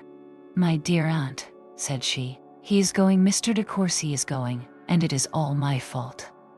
I'm afraid you will be very angry with me, but indeed I had no idea it would end so. My love, I replied, do not think it necessary to apologize to me on that account. I shall feel myself under an obligation to anyone who is the means of sending my brother home, because, recollecting myself, I know my father wants very much to see him. But what is it you have done to occasion all this? She blushed deeply as she answered, I was so unhappy about Sir James that I could not help. I have done something very wrong, I know. But you have not an idea of the misery I have been in. And Mamma had ordered me never to speak to you or my uncle about it, and you therefore spoke to my brother to engage his interference, said I, to save her the explanation. No, but I wrote to him, I did indeed. I got up this morning before it was light, and was 2 hours about it. And when my letter was done, I thought I never should have courage to give it. After breakfast, however, as I was going to my room, I met him in the passage, and then, as I knew that everything must depend on that moment, I forced myself to give it. He was so good as to take it immediately. I dared not look at him, and ran away directly. I was in such a fright, I could hardly breathe. My dear aunt, you do not know how miserable I have been. Frederica, said I, you ought to have told me all your distresses. You would have found in me a friend always ready to assist you.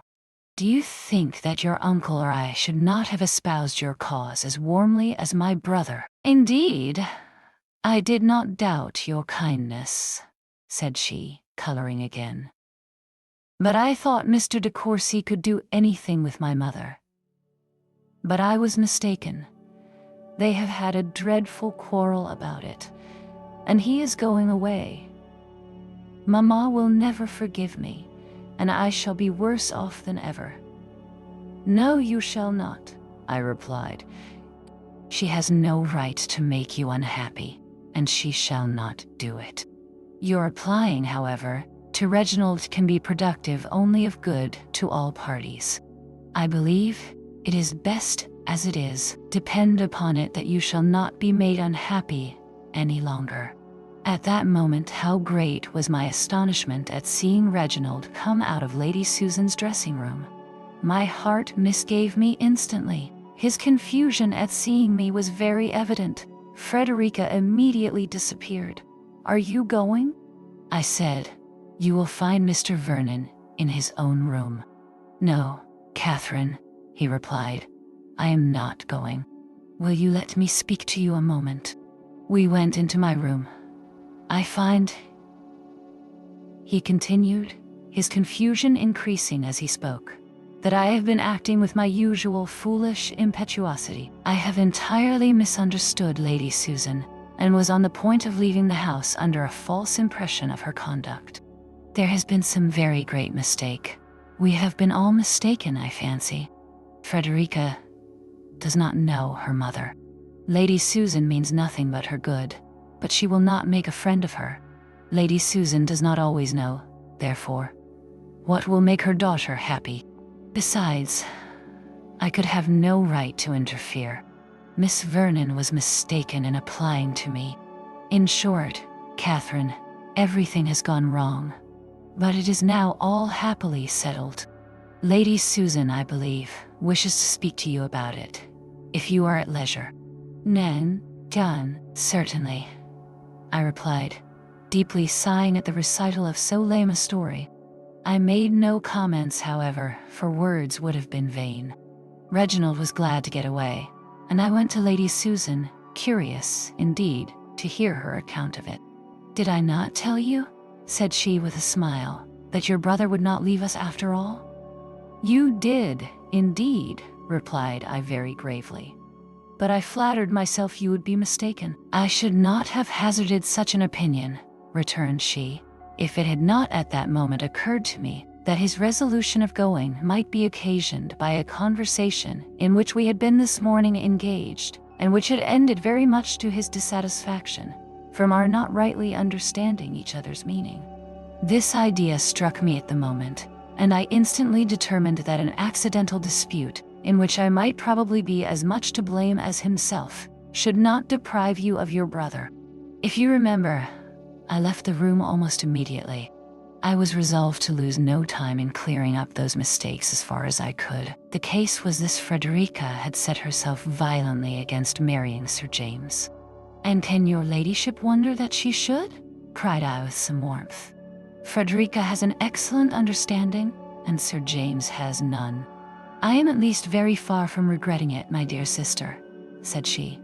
"On the contrary, I am grateful for so favorable a sign of my daughter's sense. Sir James is certainly below par. His boyish manners make him appear worse. And had Frederica possessed the penetration and the abilities which I could have wished in my daughter, or had I even known her to possess as much as she does, I should not have been anxious for the match. It is odd that you should alone be ignorant of your daughter's sense. Frederica never does justice to herself. Her manners are shy and childish, and besides, she is afraid of me. During her poor father's life, she was a spoilt child. The severity which it has since been necessary for me to show has alienated her affection. Neither has she any of that brilliancy of intellect, that genius or vigor of mind which will force itself forward. Say rather that she has been unfortunate in her education. Heaven knows, my dearest Mrs. Vernon, how fully I am aware of that. But I would wish to forget every circumstance that might throw blame on the memory of one whose name is sacred with me." Here she pretended to cry. I was out of patience with her. "But what," said I, "was your ladyship going to tell me about your disagreement with my brother? It originated in an action of my daughter's, which equally marks her want of judgment, and the unfortunate dread of me I have been mentioning she wrote to Mr. de Courcy?" "I know she did. You had forbidden her speaking to Mr. Vernon, or to me, on the cause of her distress. What could she do, therefore, but apply to my brother?" Good, she exclaimed. "What an opinion you must—" "Can you possibly suppose that I was aware of her unhappiness, that it was my object to make my own child miserable, and that I had forbidden her speaking to you on the subject from a fear of your interrupting the diabolical scheme? Do you think me destitute of every honest, every natural feeling? Am I capable of consigning her to everlasting misery whose welfare it is my first earthly duty to promote? The idea is horrible. What, then, was your intention when you insisted on her silence?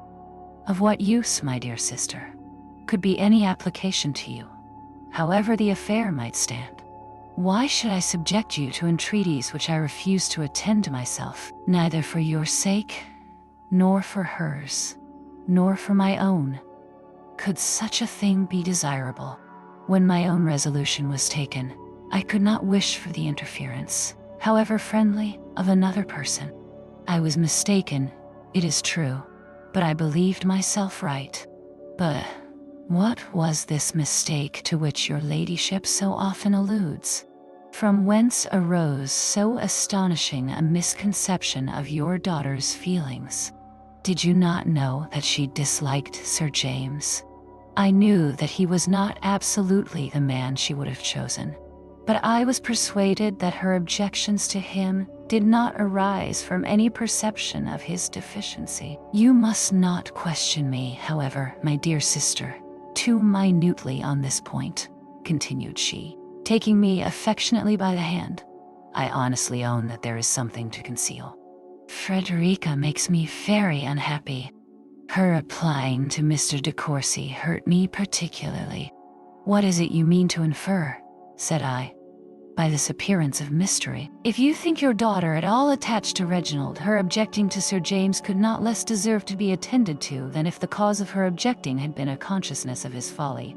And why should your ladyship, at any rate, quarrel with my brother for an interference which, you must know, it is not in his nature to refuse when urged in such a manner? His disposition, you know, is warm, and he came to expostulate with me, his compassion alive for this ill-used girl." We misunderstood each other. He believed me more to blame than I really was. I considered his interference less excusable than I now find it. I have a real regard for him, and was beyond expression mortified to find it, as I thought, so ill bestowed. We were both warm, and of course, both to blame. His resolution of leaving Churchill is consistent with his general eagerness. When I understood his intention, however, and at the same time began to think that we had been perhaps equally mistaken in each other's meaning, I resolved to have an explanation before it was too late. For any member of your family, I must always feel a degree of affection, and I own it would have sensibly hurt me if my acquaintance with Mr. de Courcy had ended so gloomily. I have now only to say further, that as I am convinced of Frederica's having a reasonable dislike to Sir James, I shall instantly inform him that he must give up all hope of her. I reproach myself for having, even though innocently, made her unhappy on that score.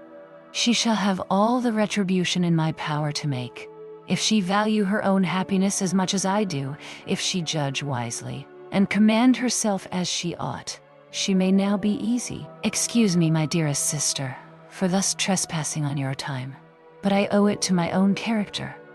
And after this explanation, I trust I am in no danger of sinking in your opinion. I could have said, not much, indeed, but I left her almost in silence. It was the greatest stretch of forbearance I could practice. I could not have stopped myself had I begun. Her assurance, her deceit. But I will not allow myself to dwell on them. They will strike you sufficiently. My heart sickens within me. As soon as I was tolerably composed, I returned to the parlor. Sir James's carriage was at the door, and he, merry as usual, soon afterwards took his leave. How easily does her ladyship encourage or dismiss a lover! In spite of this release, Frederica still looks unhappy, still fearful, perhaps, of her mother's anger. And though dreading my brother's departure, jealous, it may be, of his staying. I see how closely she observes him, and Lady Susan, poor girl, I have now no hope for her. There is not a chance of her affection being returned. He thinks very differently of her from what he used to do. He does her some justice, but his reconciliation with her mother precludes every dearer hope. Prepare, my dear mother, for the worst. The probability of their marrying is surely heightened. He is more securely hers than ever. When that wretched event takes place, Frederica must belong wholly to us. I am thankful that my last letter will precede this by so little as every moment that you can be saved from feeling a joy which leads only to disappointment is of consequence. Yours ever, and C. Catherine Vernon. Chapter 25. Lady Susan to Mrs. Johnson. Churchill. I call on you, dear Alicia, for congratulations. I am my own self, gay and triumphant. When I wrote to you the other day, I was, in truth, in high irritation, and with ample cause. Nay, I know not whether I ought to be quite tranquil now, for I have had more trouble in restoring peace than I ever intended to submit to a spirit too, resulting from a fancied sense of superior integrity, which is peculiarly insolent. I shall not easily forgive him, I assure you. He was actually on the point of leaving Churchill. I had scarcely concluded my last, when Wilson brought me word of it. I found, therefore, that something must be done, for I did not choose to leave my character at the mercy of a man whose passions are so violent and so revengeful. It would have been trifling with my reputation to allow of his departing with such an impression in my disfavor. In this light, condescension was necessary. I sent Wilson to say that I desired to speak with him before he went. He came immediately. The angry emotions which had marked every feature when we last parted were partially subdued. He seemed astonished at the summons, and looked as if half wishing and half fearing to be softened by what I might say. If my countenance expressed what I aimed at, it was composed and dignified, and yet with a degree of pensiveness which might convince him that I was not quite happy. I beg your pardon, sir, for the liberty I have taken in sending for you, said I.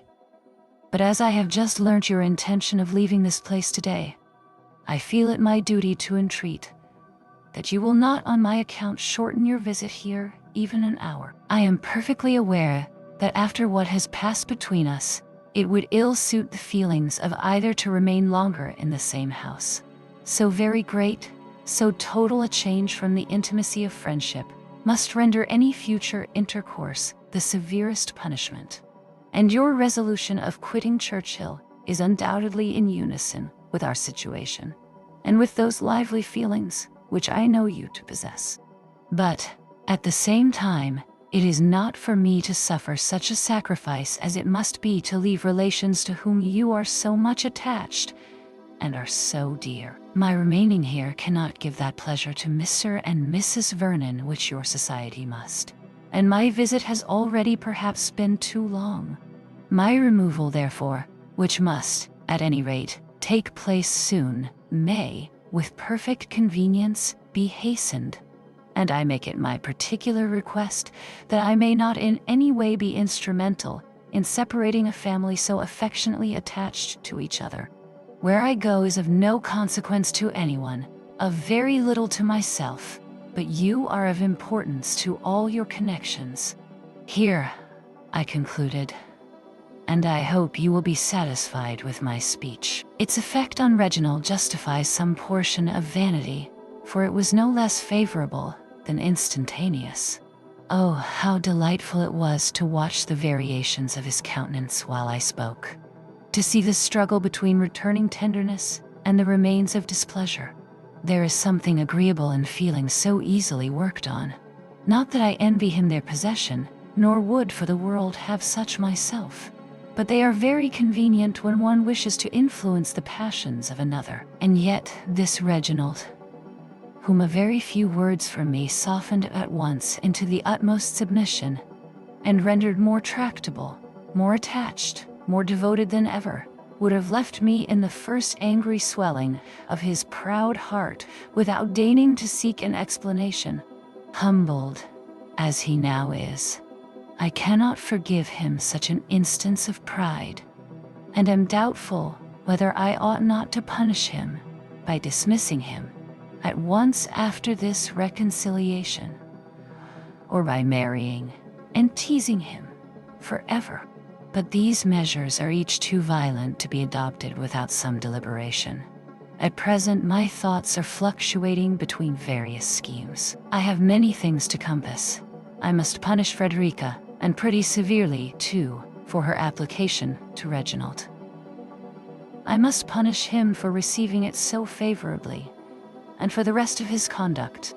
I must torment my sister-in-law for the insolent triumph of her look and manner, since Sir James has been dismissed. For in reconciling Reginald to me, I was not able to save that ill-fated young man, and I must make myself amends for the humiliation to which I have stooped within these few days. To effect all this, I have various plans. I have also an idea of being soon in town, and whatever may be my determination as to the rest, I shall probably put that project in execution. For London will be always the fairest field of action, however my views may be directed, and at any rate I shall there be rewarded by your society, and a little dissipation, for a 10 weeks' penance at Churchill. I believe I owe it to my character to complete the match between my daughter and Sir James, after having so long intended it. Let me know your opinion on this point. Flexibility of mind, a disposition easily biased by others, is an attribute which you know I am not very desirous of obtaining, nor has Frederica any claim to the indulgence of her notions, at the expense of her mother's inclinations. Her idle love for Reginald, too. It is surely my duty to discourage such romantic nonsense. All things considered, therefore, it seems incumbent on me to take her to town and marry her immediately to Sir James. When my own will is effected contrary to his, I shall have some credit in being on good terms with Reginald, which at present, in fact, I have not. For though he is still in my power, I have given up the very article by which our quarrel was produced, and at best, the honor of victory is doubtful. Send me your opinion on all these matters, my dear Alicia, and let me know whether you can get lodgings to suit me within a short distance of you. Your most attached, S. Vernon. Chapter 26. Mrs. Johnson to Lady Susan. Edward St. Treat. I am gratified by your reference, and this is my advice. That you come to town yourself, without loss of time, but that you leave Frederica behind. It would surely be much more to the purpose to get yourself well established by marrying Mr. de Courcy, than to irritate him and the rest of his family by making her marry Sir James. You should think more of yourself, and less of your daughter. She is not of a disposition to do you credit in the world, and seems precisely in her proper place at Churchill with the Vernons. But you are fitted for society, and it is shameful to have you exiled from it. Leave Frederica, therefore, to punish herself for the plague she has given you, by indulging that romantic tender-heartedness which will always ensure her misery enough, and come to London as soon as you can. I have another reason for urging this. Mainwaring came to town last week, and has contrived, in spite of Mr. Johnson, to make opportunities of seeing me. He is absolutely miserable about you, and jealous to such a degree of de Courcy that it would be highly unadvisable for them to meet at present. And yet, if you do not allow him to see you here, I cannot answer for his not committing some great imprudence, such as going to Churchill, for instance, which would be dreadful. Besides, if you take my advice and resolve to marry de Courcy, it will be indispensably necessary to you to get Mainwaring out of the way, and you only can have influence enough to send him back to his wife. I have still another motive for your coming. Mr. Johnson leaves London next Tuesday.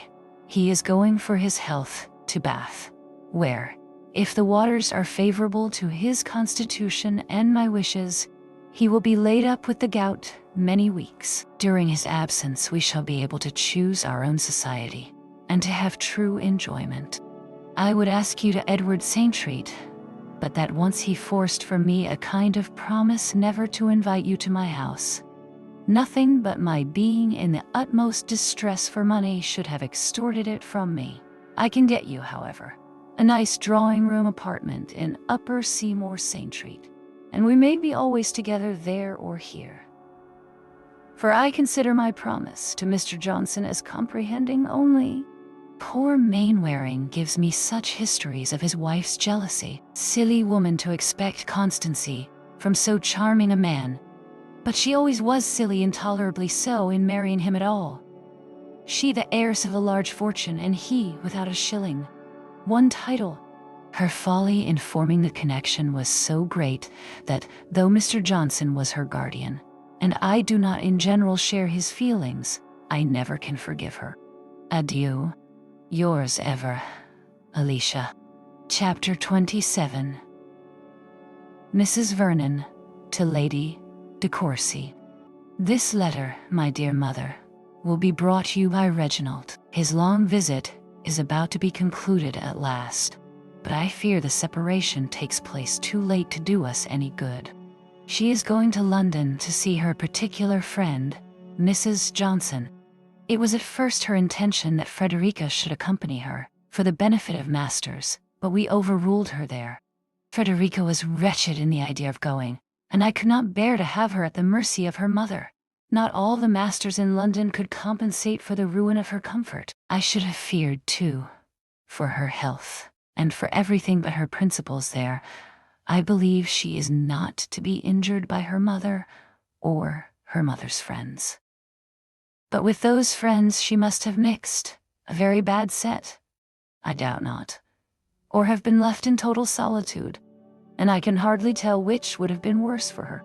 If she is with her mother, moreover, she must, alas, in all probability be with Reginald, and that would be the greatest evil of all. Here we shall in time be in peace, and our regular employments, our books and conversations, with exercise, the children, and every domestic pleasure in my power to procure her, will, I trust, gradually overcome this youthful attachment. I should not have a doubt of it, were she slighted for any other woman in the world than her own mother. How long Lady Susan will be in town, or whether she returns here again, I know not. I could not be cordial in my invitation, but if she chooses to come, no want of cordiality on my part will keep her away. I could not help asking Reginald if he intended being in London this winter, as soon as I found her ladyship's steps would be bent thither, and though he professed himself quite undetermined, there was something in his look and voice as he spoke which contradicted his words. I have done with lamentation. I look upon the event as so far decided that I resign myself to it in despair. If he leaves you soon for London, everything will be concluded. Your affectionate and C. Vernon. Chapter 28. Mrs. Johnson. To Lady Susan. Edward Saintreat. My dearest friend, I write in the greatest distress. The most unfortunate event has just taken place. Mr. Johnson has hit on the most effectual manner of plaguing us all. He had heard, I imagine, by some means or other, that you were soon to be in London, and immediately contrived to have such an attack of the gout as must at least delay his journey to Bath, if not wholly prevent it. I am persuaded the gout is brought on or kept off at pleasure. It was the same when I wanted to join the Hamiltons to the Lakes, and 3 years ago when I had a fancy for Bath, nothing could induce him to have a gouty symptom. I am pleased to find that my letter had so much effect on you, and that De Courcy is certainly your own. Let me hear from you as soon as you arrive, and in particular, tell me what you mean to do with Mainwaring. It is impossible to say when I shall be able to come to you. My confinement must be great. It is such an abominable trick to be ill here instead of at Bath, that I can scarcely command myself at all. At Bath, his old aunts would have nursed him, but here it all falls upon me, and he bears pain with such patience that I have not the common excuse for losing my temper. Yours, ever, Alicia. Chapter 29. Lady Susan Vernon to Mrs. Johnson. Upper Seymour, Saintreat. My dear Alicia, there needed not this last fit of the gout to make me detest Mr. Johnson. But now the extent of my aversion is not to be estimated. To have you confined as nurse in his apartment, my dear Alicia, of what a mistake were you guilty in marrying a man of his age, just old enough to be formal, ungovernable, and to have the gout. Too old to be agreeable, too young to die. I arrived last night about 5, had scarcely swallowed my dinner when Mainwaring made his appearance. I will not dissemble what real pleasure his sight afforded me, nor how strongly I felt the contrast between his person and manners and those of Reginald, to the infinite disadvantage of the latter. For an hour or two, I was even staggered in my resolution of marrying him. And though this was too idle and nonsensical an idea to remain long on my mind, I do not feel very eager for the conclusion of my marriage, nor look forward with much impatience to the time when Reginald, according to our agreement, is to be in town. I shall probably put off his arrival under some pretense or other. He must not come till Mainwaring is gone. I am still doubtful at times as to marrying. If the old man would die, I might not hesitate, but a state of dependence on the caprice of Sir Reginald will not suit the freedom of my spirit. And if I resolve to wait for that event, I shall have excuse enough at present, in having been scarcely 10 months a widow. I have not given Mainwaring any hint of my intention, or allowed him to consider my acquaintance with Reginald as more than the commonest flirtation, and he is tolerably appeased. Adieu, till we meet. I am enchanted with my lodgings. Yours ever, S. Vernon. Chapter 30. Lady Susan Vernon to Mr. De Courcy. Upper Seymour Saintreat. I have received your letter, and though I do not attempt to conceal that I am gratified by your impatience for the hour of meeting, I yet feel myself under the necessity of delaying that hour beyond the time originally fixed. Do not think me unkind for such an exercise of my power, nor accuse me of instability without first hearing my reasons.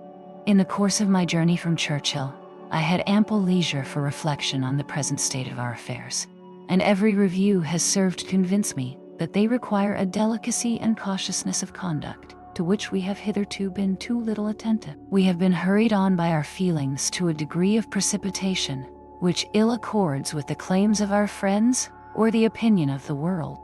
We have been unguarded in forming this hasty engagement, but we must not complete the imprudence by ratifying it while there is so much reason to fear the connection would be opposed by those friends on whom you depend.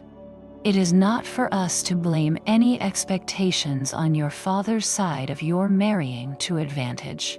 Where possessions are so extensive as those of your family, the wish of increasing them, if not strictly reasonable, is too common to excite surprise or resentment. He has a right to require a woman of fortune in his daughter-in-law, and I am sometimes quarreling with myself for suffering you to form a connection so imprudent. But the influence of reason is often acknowledged too late by those who feel like me. I have now been but a few months a widow, and however little indebted to my husband's memory for any happiness derived from him during a union of some years, I might perhaps harden myself in time against the injustice of general reproach. But the loss of his valued esteem I am, as you well know, ill-fitted to endure. And when to this may be added the consciousness of having injured you with your family, how am I to support myself? With feelings so poignant as mine, the conviction of having divided the son from his parents would make me, even with you, the most miserable of beings. It will surely, therefore, be advisable to delay our union, to delay it till appearances are more promising, till affairs have taken a more favorable turn. To assist us in such a resolution, I feel that absence will be necessary. We must not meet. Cruel as this sentence may appear, the necessity of pronouncing it, which can alone reconcile it to myself, will be evident to you when you have considered our situation in the light in which I have found myself imperiously obliged to place it. You must be well assured that nothing but the strongest conviction of duty could induce me to wound my own feelings by urging a lengthened separation, and of insensibility to yours you will hardly suspect me. Again, therefore, I say that we must not, yet meet. By a removal for some months from each other, we shall tranquilize the sisterly fears of Mrs. Vernon, who, accustomed herself to the enjoyment of riches, considers fortune as necessary everywhere, and whose sensibilities are not of a nature to comprehend ours. Let me hear from you soon, very soon. Tell me that you submit to my arguments, and do not reproach me for using such. I cannot bear reproaches. My spirits are not so high as to need being repressed. I must endeavor to seek amusement, and fortunately many of my friends are in town, amongst them the Mainwarings. You know how sincerely I regard both husband and wife. I am, very faithfully yours, S. Vernon. Chapter 31. Lady Susan to Mrs. Johnson. Upper Seymour, St. Treat. My dear friend, that tormenting creature Reginald is here. My letter, which was intended to keep him longer in the country, has hastened him to town. Much as I wish him away, however, I cannot help being pleased with such a proof of attachment. He is devoted to me, heart and soul. He will carry this note himself, which is to serve as an introduction to you, with whom he longs to be acquainted. Allow him to spend the evening with you, that I may be in no danger of his returning here. I have told him that I am not quite well, and must be alone, and should he call again there might be confusion, for it is impossible to be sure of servants. Keep him, therefore, I entreat you, in Edward St. Treat. You will not find him a heavy companion, and I allow you to flirt with him as much as you like. At the same time, do not forget my real interest, Say all that you can to convince him that I shall be quite wretched if he remains here. You know my reasons, propriety, and so forth. I would urge them more myself, but that I am impatient to be rid of him, as Mainwaring comes within half an hour. Adieu. S. Vernon. Chapter 32. Mrs. Johnson to Lady Susan. Edward Saintreat. My dear creature, I am in agonies, and know not what to do. Mr. de Courcy arrived just when he should not. Mrs. Mainwaring had that instant entered the house, and forced herself into her guardian's presence, though I did not know a syllable of it till afterwards, for I was out when both she and Reginald came, or I should have sent him away at all events. But she was shut up with Mr. Johnson, while he waited in the drawing-room for me. She arrived yesterday in pursuit of her husband, but perhaps you know this already from himself. She came to this house to entreat my husband's interference, and before I could be aware of it, everything that you could wish to be concealed was known to him, and unluckily she had wormed out of Mainwaring's servant that he had visited you every day since your being in town, and had just watched him to your door herself. What could I do? Facts are such horrid things. All is by this time known to de Courcy, who is now alone with Mr. Johnson. Do not accuse me. Indeed, it was impossible to prevent it. Mr. Johnson has, for some time, suspected de Courcy of intending to marry you, and would speak with him alone as soon as he knew him to be in the house. That detestable Mrs. Mainwaring, who, for your comfort, has fretted herself thinner and uglier than ever, is still here, and they have been all closeted together. What can be done? At any rate, I hope he will plague his wife more than ever. With anxious wishes, yours faithfully, Alicia. Chapter 33. Lady Susan to Mrs. Johnson. Upper Seymour Saintreat. This éclaircissement is rather provoking. How unlucky that you should have been from home. I thought myself sure of you at 7. I am undismayed, however. Do not torment yourself with fears on my account. Depend on it, I can make my story good with Reginald. Mainwaring is just gone. He brought me the news of his wife's arrival. Does she expect by such maneuvers? Yet I wish she had stayed quietly at Langford. Reginald will be a little enraged at first, but by tomorrow's dinner, everything will be well again. Adieu. S.V. Chapter 34. Mr. de Courcy to Lady Susan. Hotel. I write only to bid you farewell. The spell is removed. I see you as you are. Since we parted yesterday, I have received from indisputable authority such a history of you as must bring the most mortifying conviction of the imposition I have been under, and the absolute necessity of an immediate and eternal separation from you. You cannot doubt to what I allude. Langford. Langford. That word will be sufficient. I received my information in Mr. Johnson's house from Mrs. Mainwaring herself. You know how I have loved you. You can intimately judge of my present feelings, but I am not so weak as to find indulgence in describing them to a woman who will glory in having excited their anguish, but whose affection they have never been able to gain. Chapter 35. Lady Susan to Mr. de Courcy. Dying. Upper Seymour Saintreat. I will not attempt to describe my astonishment in reading the note this moment received from you.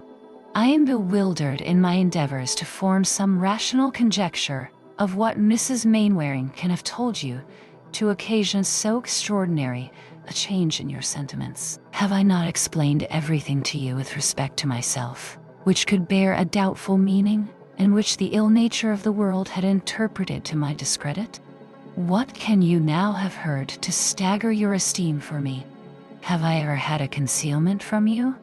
Reginald, you agitate me beyond expression. I cannot suppose that the old story of Mrs. Mainwaring's jealousy can be revived again, or at least be listened to again. Come to me immediately, and explain what is at present absolutely incomprehensible. Believe me, The single word of Langford is not of such potent intelligence as to supersede the necessity of more. If we are to part, it will at least be handsome to take your personal leave, but I have little heart to jest. In truth, I am serious enough. For to be sunk, though but for an hour, in your esteem is a humiliation to which I know not how to submit. I shall count every minute till your arrival. S.V. Chapter 36. Mr. de Courcy to Lady Susan Vernon. Hotel. Why would you write to me?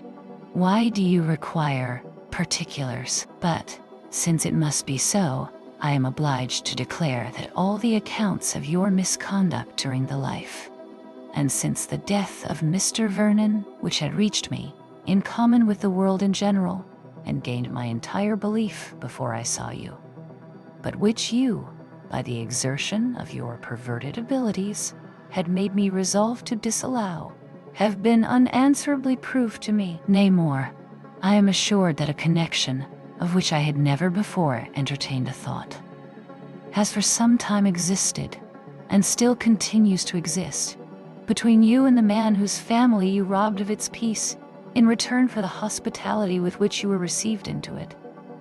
That you have corresponded with him ever since your leaving Langford. Not with his wife, but with him. And that he now, dare you deny it? And all this at the time when I was an encouraged, an accepted lover. From what have I not escaped? I have only to be grateful. Far from me be all complaint, every sigh of regret. My own folly had endangered me. My preservation I owe to the kindness, the integrity of another. But the unfortunate Mrs. Mainwaring, whose agonies while she related the past seemed to threaten her reason, how is she to be consoled? After such a discovery as this, you will scarcely affect further wonder at my meaning in bidding you adieu. My understanding is at length restored, and teaches no less to abhor the artifices which had subdued me than to despise myself for the weakness on which their strength was founded. R.D. Courcy. Chapter 37. Lady Susan to Mr. de Courcy. Upper Seymour St. Treat. I am satisfied, and will trouble you no more when these few lines are dismissed. The engagement which you were eager to form a fortnight ago is no longer compatible with your views, and I rejoice to find that the prudent advice of your parents has not been given in vain. Your restoration to peace will, I doubt not, speedily follow this act of filial obedience, and I flatter myself with the hope of surviving my share in this disappointment. S.V.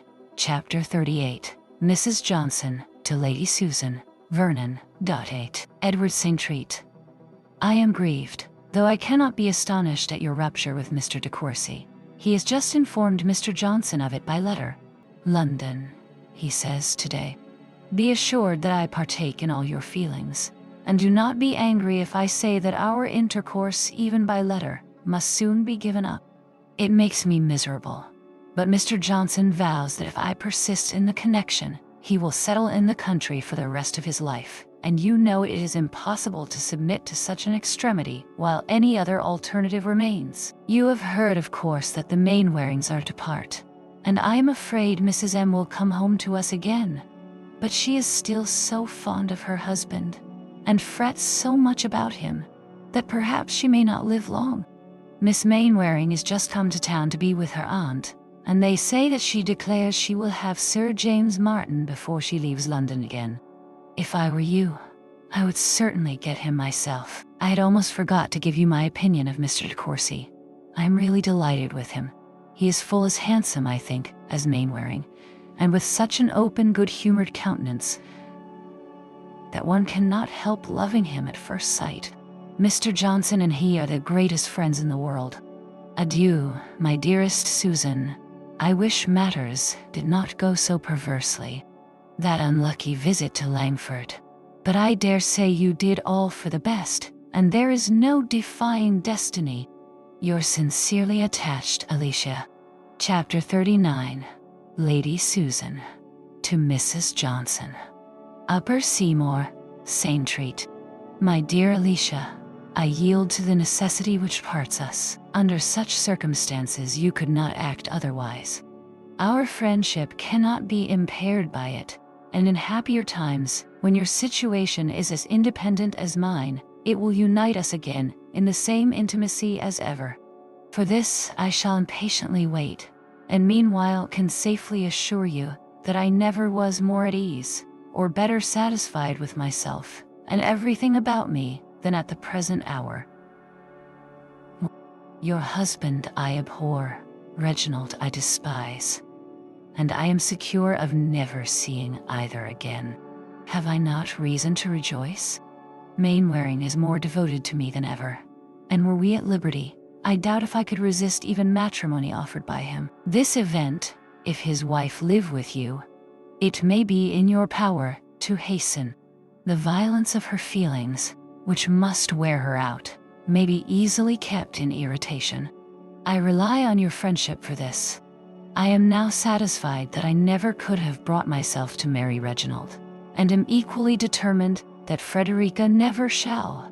Tomorrow I shall fetch her from Churchill, and let Maria Mainwaring tremble for the consequence.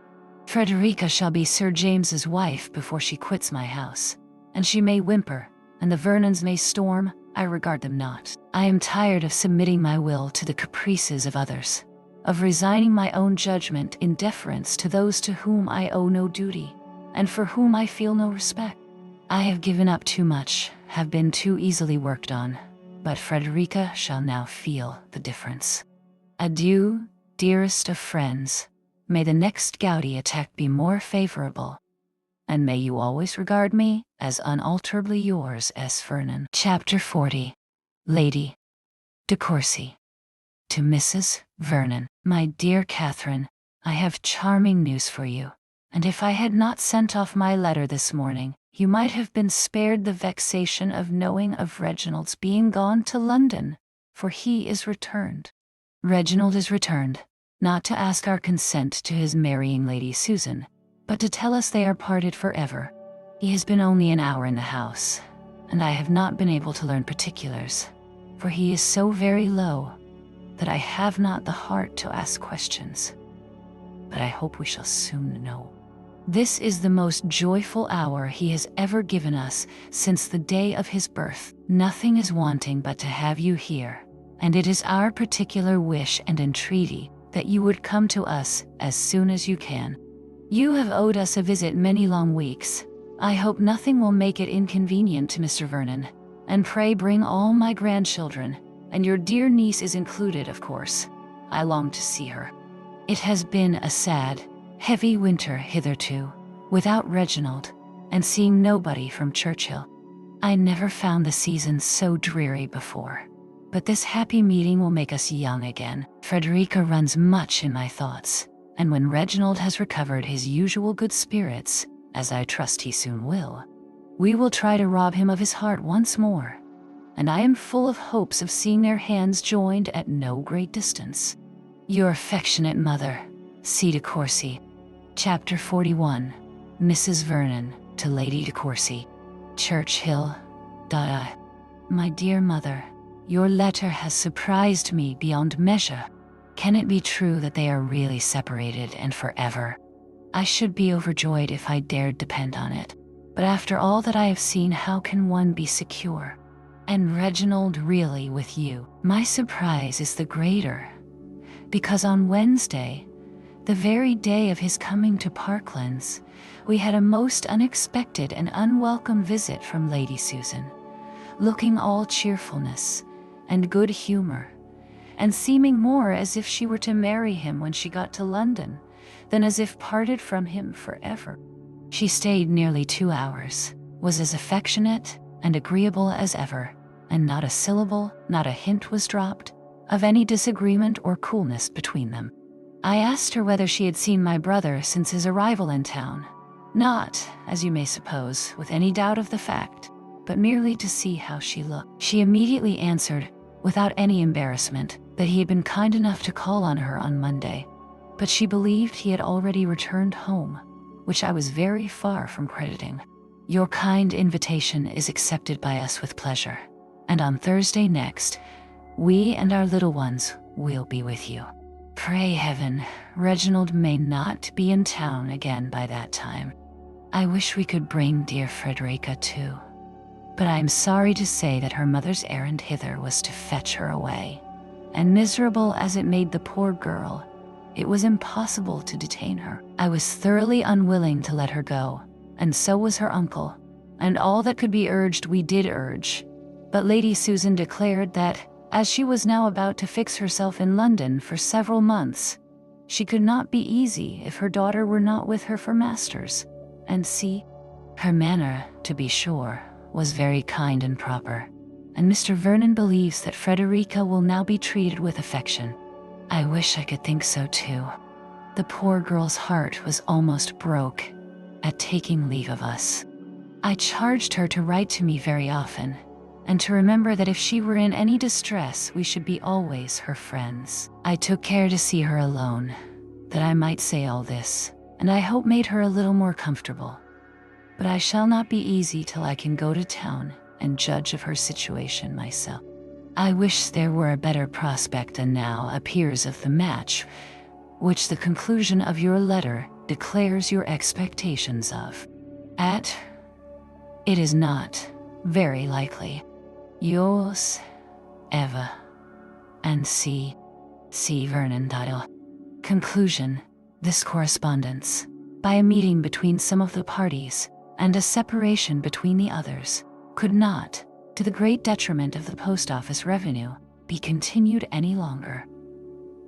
Very little assistance to the saintate could be derived from the epistolary intercourse of Mrs. Vernon and her niece, for the former soon perceived, by the style of Frederica's letters, that they were written under her mother's inspection, and therefore, deferring all particular inquiry till she could make it personally in London, ceased writing minutely, or often, having learnt enough, in the meanwhile, from her open-hearted brother, of what had passed between him and Lady Susan, to sink the latter lower than ever in her opinion. She was proportionately more anxious to get Frederica removed from such a mother, and placed under her own care, and though with little hope of success, was resolved to leave nothing unattempted that might offer a chance of obtaining her sister-in-law's consent to it. Her anxiety on the subject made her press for an early visit to London, and Mr. Vernon, who, as it must already have appeared, lived only to do whatever he was desired, soon found some accommodating business to call him thither. With a heart full of the matter, Mrs. Vernon waited on Lady Susan shortly after her arrival in town, and was met with such an easy and cheerful affection as made her almost turn from her with horror. No remembrance of Reginald, no consciousness of guilt, gave one look of embarrassment. She was in excellent spirits, and seemed eager to show at once by every possible attention to her brother and sister her sense of their kindness, and her pleasure in their society. Frederica was no more altered than Lady Susan. The same restrained manners, the same timid look in the presence of her mother as heretofore, assured her aunt of her situation being uncomfortable, and confirmed her in the plan of altering it. No unkindness, however, on the part of Lady Susan appeared. Persecution on the subject of Sir James was entirely at an end. His name merely mentioned to say that he was not in London, and indeed, in all her conversation, she was solicitous only for the welfare and improvement of her daughter, acknowledging, in terms of grateful delight, that Frederica was now growing every day more and more what a parent could desire. Mrs. Vernon, surprised and incredulous, knew not what to suspect, and, without any change in her own views, only feared greater difficulty in accomplishing them. The first hope of anything better was derived from Lady Susan's, asking her whether she thought Frederica looked quite as well as she had done at Churchill, as she must confess herself to have sometimes an anxious doubt of London's perfectly agreeing with her.